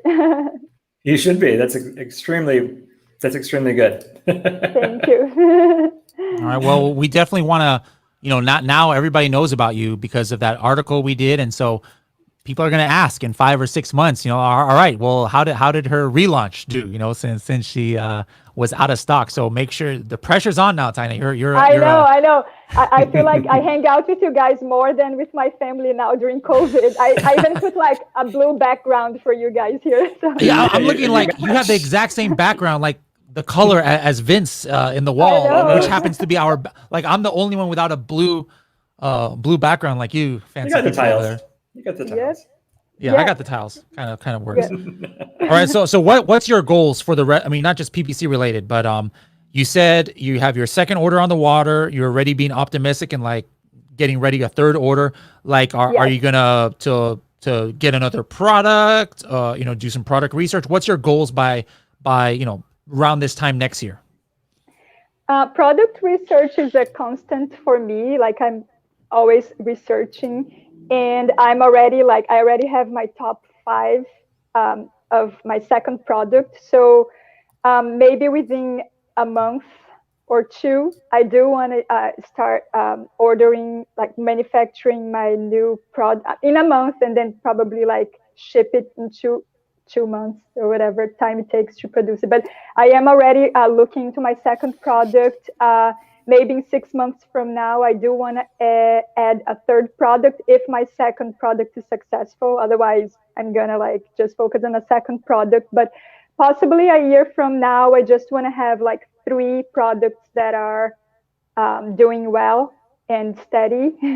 Yeah, that's my goal within a year. So hopefully I'm gonna come here and have these goals accomplished and tell you guys about it. Hey, I love it, and I especially like you as a testimonial, not just for Helium 10, but just in general. Sometimes newer sellers or who they're investigating the opportunity on Amazon, and they think, oh, I couldn't do that. But here we have somebody who is an artist, a singer, a writer with 0 experience in e-commerce, 0 experience as an entrepreneur, 0 experience selling products, starting from 0, and she has found success on Amazon. So guys, don't think that, oh my goodness, I don't have a business degree. I haven't studied this or that. Like I'm not going to be able to succeed in e-commerce. It's not a guaranteed thing. Hey, not everybody succeeds, but Tyne is a perfect example of it doesn't matter what background you come from as far as what your job was before, what your education was. Or, even if you're actually, you're from Brazil, right? Yeah. Yeah. It doesn't matter where you're from. Hey, she could have done what she did here in the UK or in Germany. You take these principles that, is out there, whether it's Freedom Ticket, whether it's Project X, whether it's Vince's ads videos that I'm sure Tyna watched all, but these strategies work, guys. These strategies work, and you can have success. Have you seen Vince's videos? How is his training videos on ads? I was gonna say I was on your PPC webinar at 10 a.m. today. I was on all the other ones. They're amazing because it helps a lot seeing an expert doing it, preaching, practicing what they preach. So it does help like sink in, and just seeing. But I do want to say, like, for people who are launching themselves into this, you gotta be active, watch webinars and join the groups and all that. That's been like very helpful for me for sure. And do you feel like that you learned like in these PPC sessions, you learned from other people's questions too, right? While they were asking questions. Yep. Yes. This is why I want to open that up. Yes, and you're very good at answering. Like every question I see pop up, they basically get answered. So yeah, it's an opportunity to ask questions when you have, and really good. Awesome. Glad you enjoyed them. Next week. All right, really Tyna, obrigado. Thank you for coming on here. Thank you.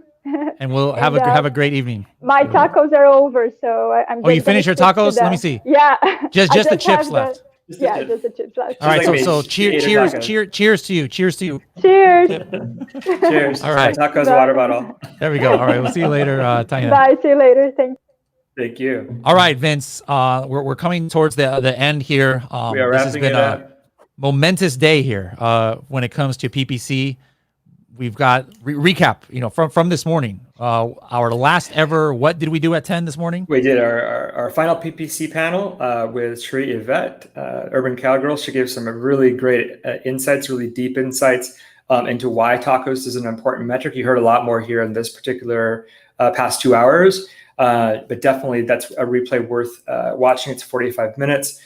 Full of different questions as well. Like we were just saying from our users, we like to answer questions. So definitely worth, looking at that one. And then after that, I did a PPC session at 11 o'clock, again, my third in a series of 4. This particular session that I did today was about all of the editable rules and all the updates that we basically did for ads that help you optimize your suggestions, fine tune those suggestions that we were talking about earlier today. So that particular group of Diamond members they were actually new before everyone else because the webinar started at 1, but I trained that whole group of sellers on our new editable rules before we mentioned it in the webinar, and that was at the webinar at 1 o'clock.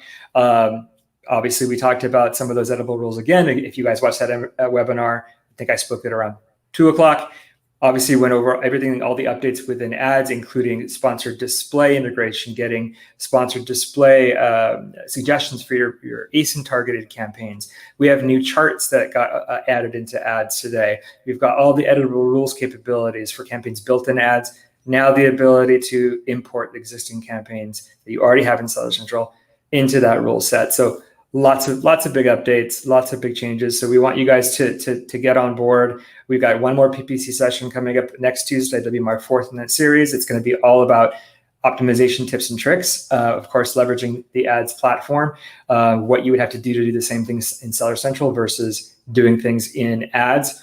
But like I said, I want to definitely open up the promotion that we're doing for this to include not just a one person one-on-one session, but let's do 10 people. We'll cap it at 10 people, because I really do feel, based on the last 3 weeks, that, as Diana just said, because she's been on them, that you do actually learn a lot from other sellers that are asking questions that you might have not have thought of. So it's definitely worthwhile, I believe, to add more people to that session that we just offered today. Yes. So there's another prize. And speaking of the prizes, guys, don't forget, those who use this link down below, helium10.com/empower. And all of you who are still watching this, or you're watching this on the replay, if it's before midnight tomorrow, you have the opportunity. Those who use this exact code, you have to be a platinum member for this code already. All right. So you go from platinum. That means it's only like $21 more. All right. $21 more for the month, just for your first month. And you're going to get the full ads platform and all the benefits of the diamond, plus a chance to get a one-on-one session with Vince, a group session with Vince, or a one-on-one session with myself, and a Helium 10 mask if you stay through, and also the grand prize that we are picking is going to be 1 free year of diamond, which I still can't believe we're doing that, but hey, that's marketing. Marketing is very generous. Thank Matt Benton, guys, for that. I'm assuming that was him. He used to be my partner in crime for the AMAs here. So Matt is feeling generous, and he's going to give away a full year of the diamond plan, which is worth, if you pay month to month, that's like $2,400. So that's a huge one. So guys, it's worth it to give it a shot, to give ads a try. We've been giving out lots of prizes today, so congrats to everybody who's won your shirts and the Helium 10 masks and other things. Oh, I almost forgot the other prize that we're going to pick for people who use this code is they're going to be entered to win $500 of PPC credit, PPC spend credit.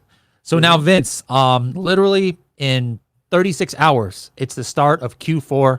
So everybody who has joined with the diamond plan or has already had the diamond or elite plan and is in ads, what's some last second words of wisdom on how they can utilize ads to get ready for this big rush of sales that is probably just going to keep going until the end of the year?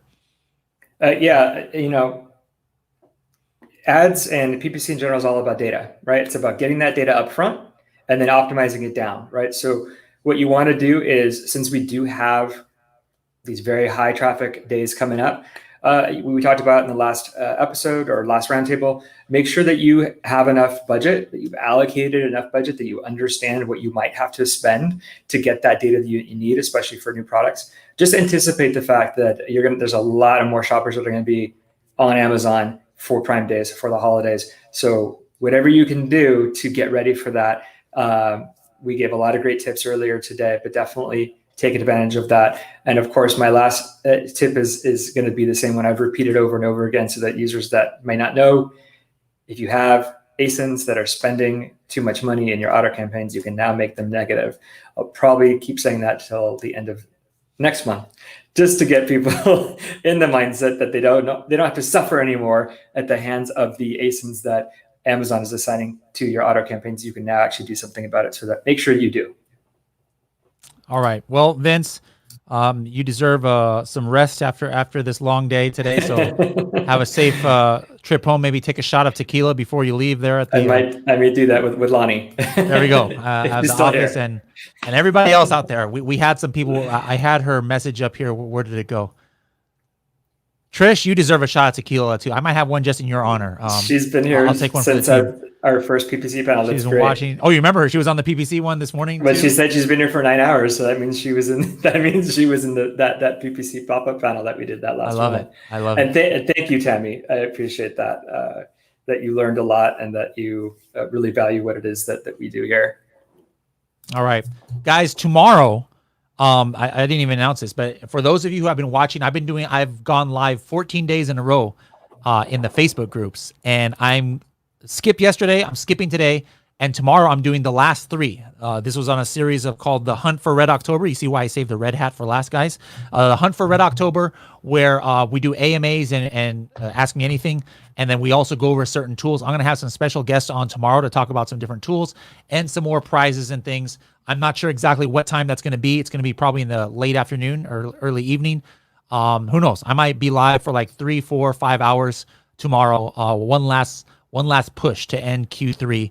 And we call that series the Hunt for Red October. And then after that, I think I'm going to go into hibernation for a few days after these last couple of weeks I've had here. But anyways, Vince, hope to see you. Hope to see you soon. It's always nice. Sometimes I go to the office to get something. Vince scares me half to death as he jumps out of one of these side rooms over there. It's just the one. It's always the same office. It's the furthest away from everything, all the noise. It's my version of Bradley's recording studio. All right. We'll see everybody later. Have a great evening or morning wherever you are in the world. Wherever you're watching from. Thank you, guys. Bye-bye.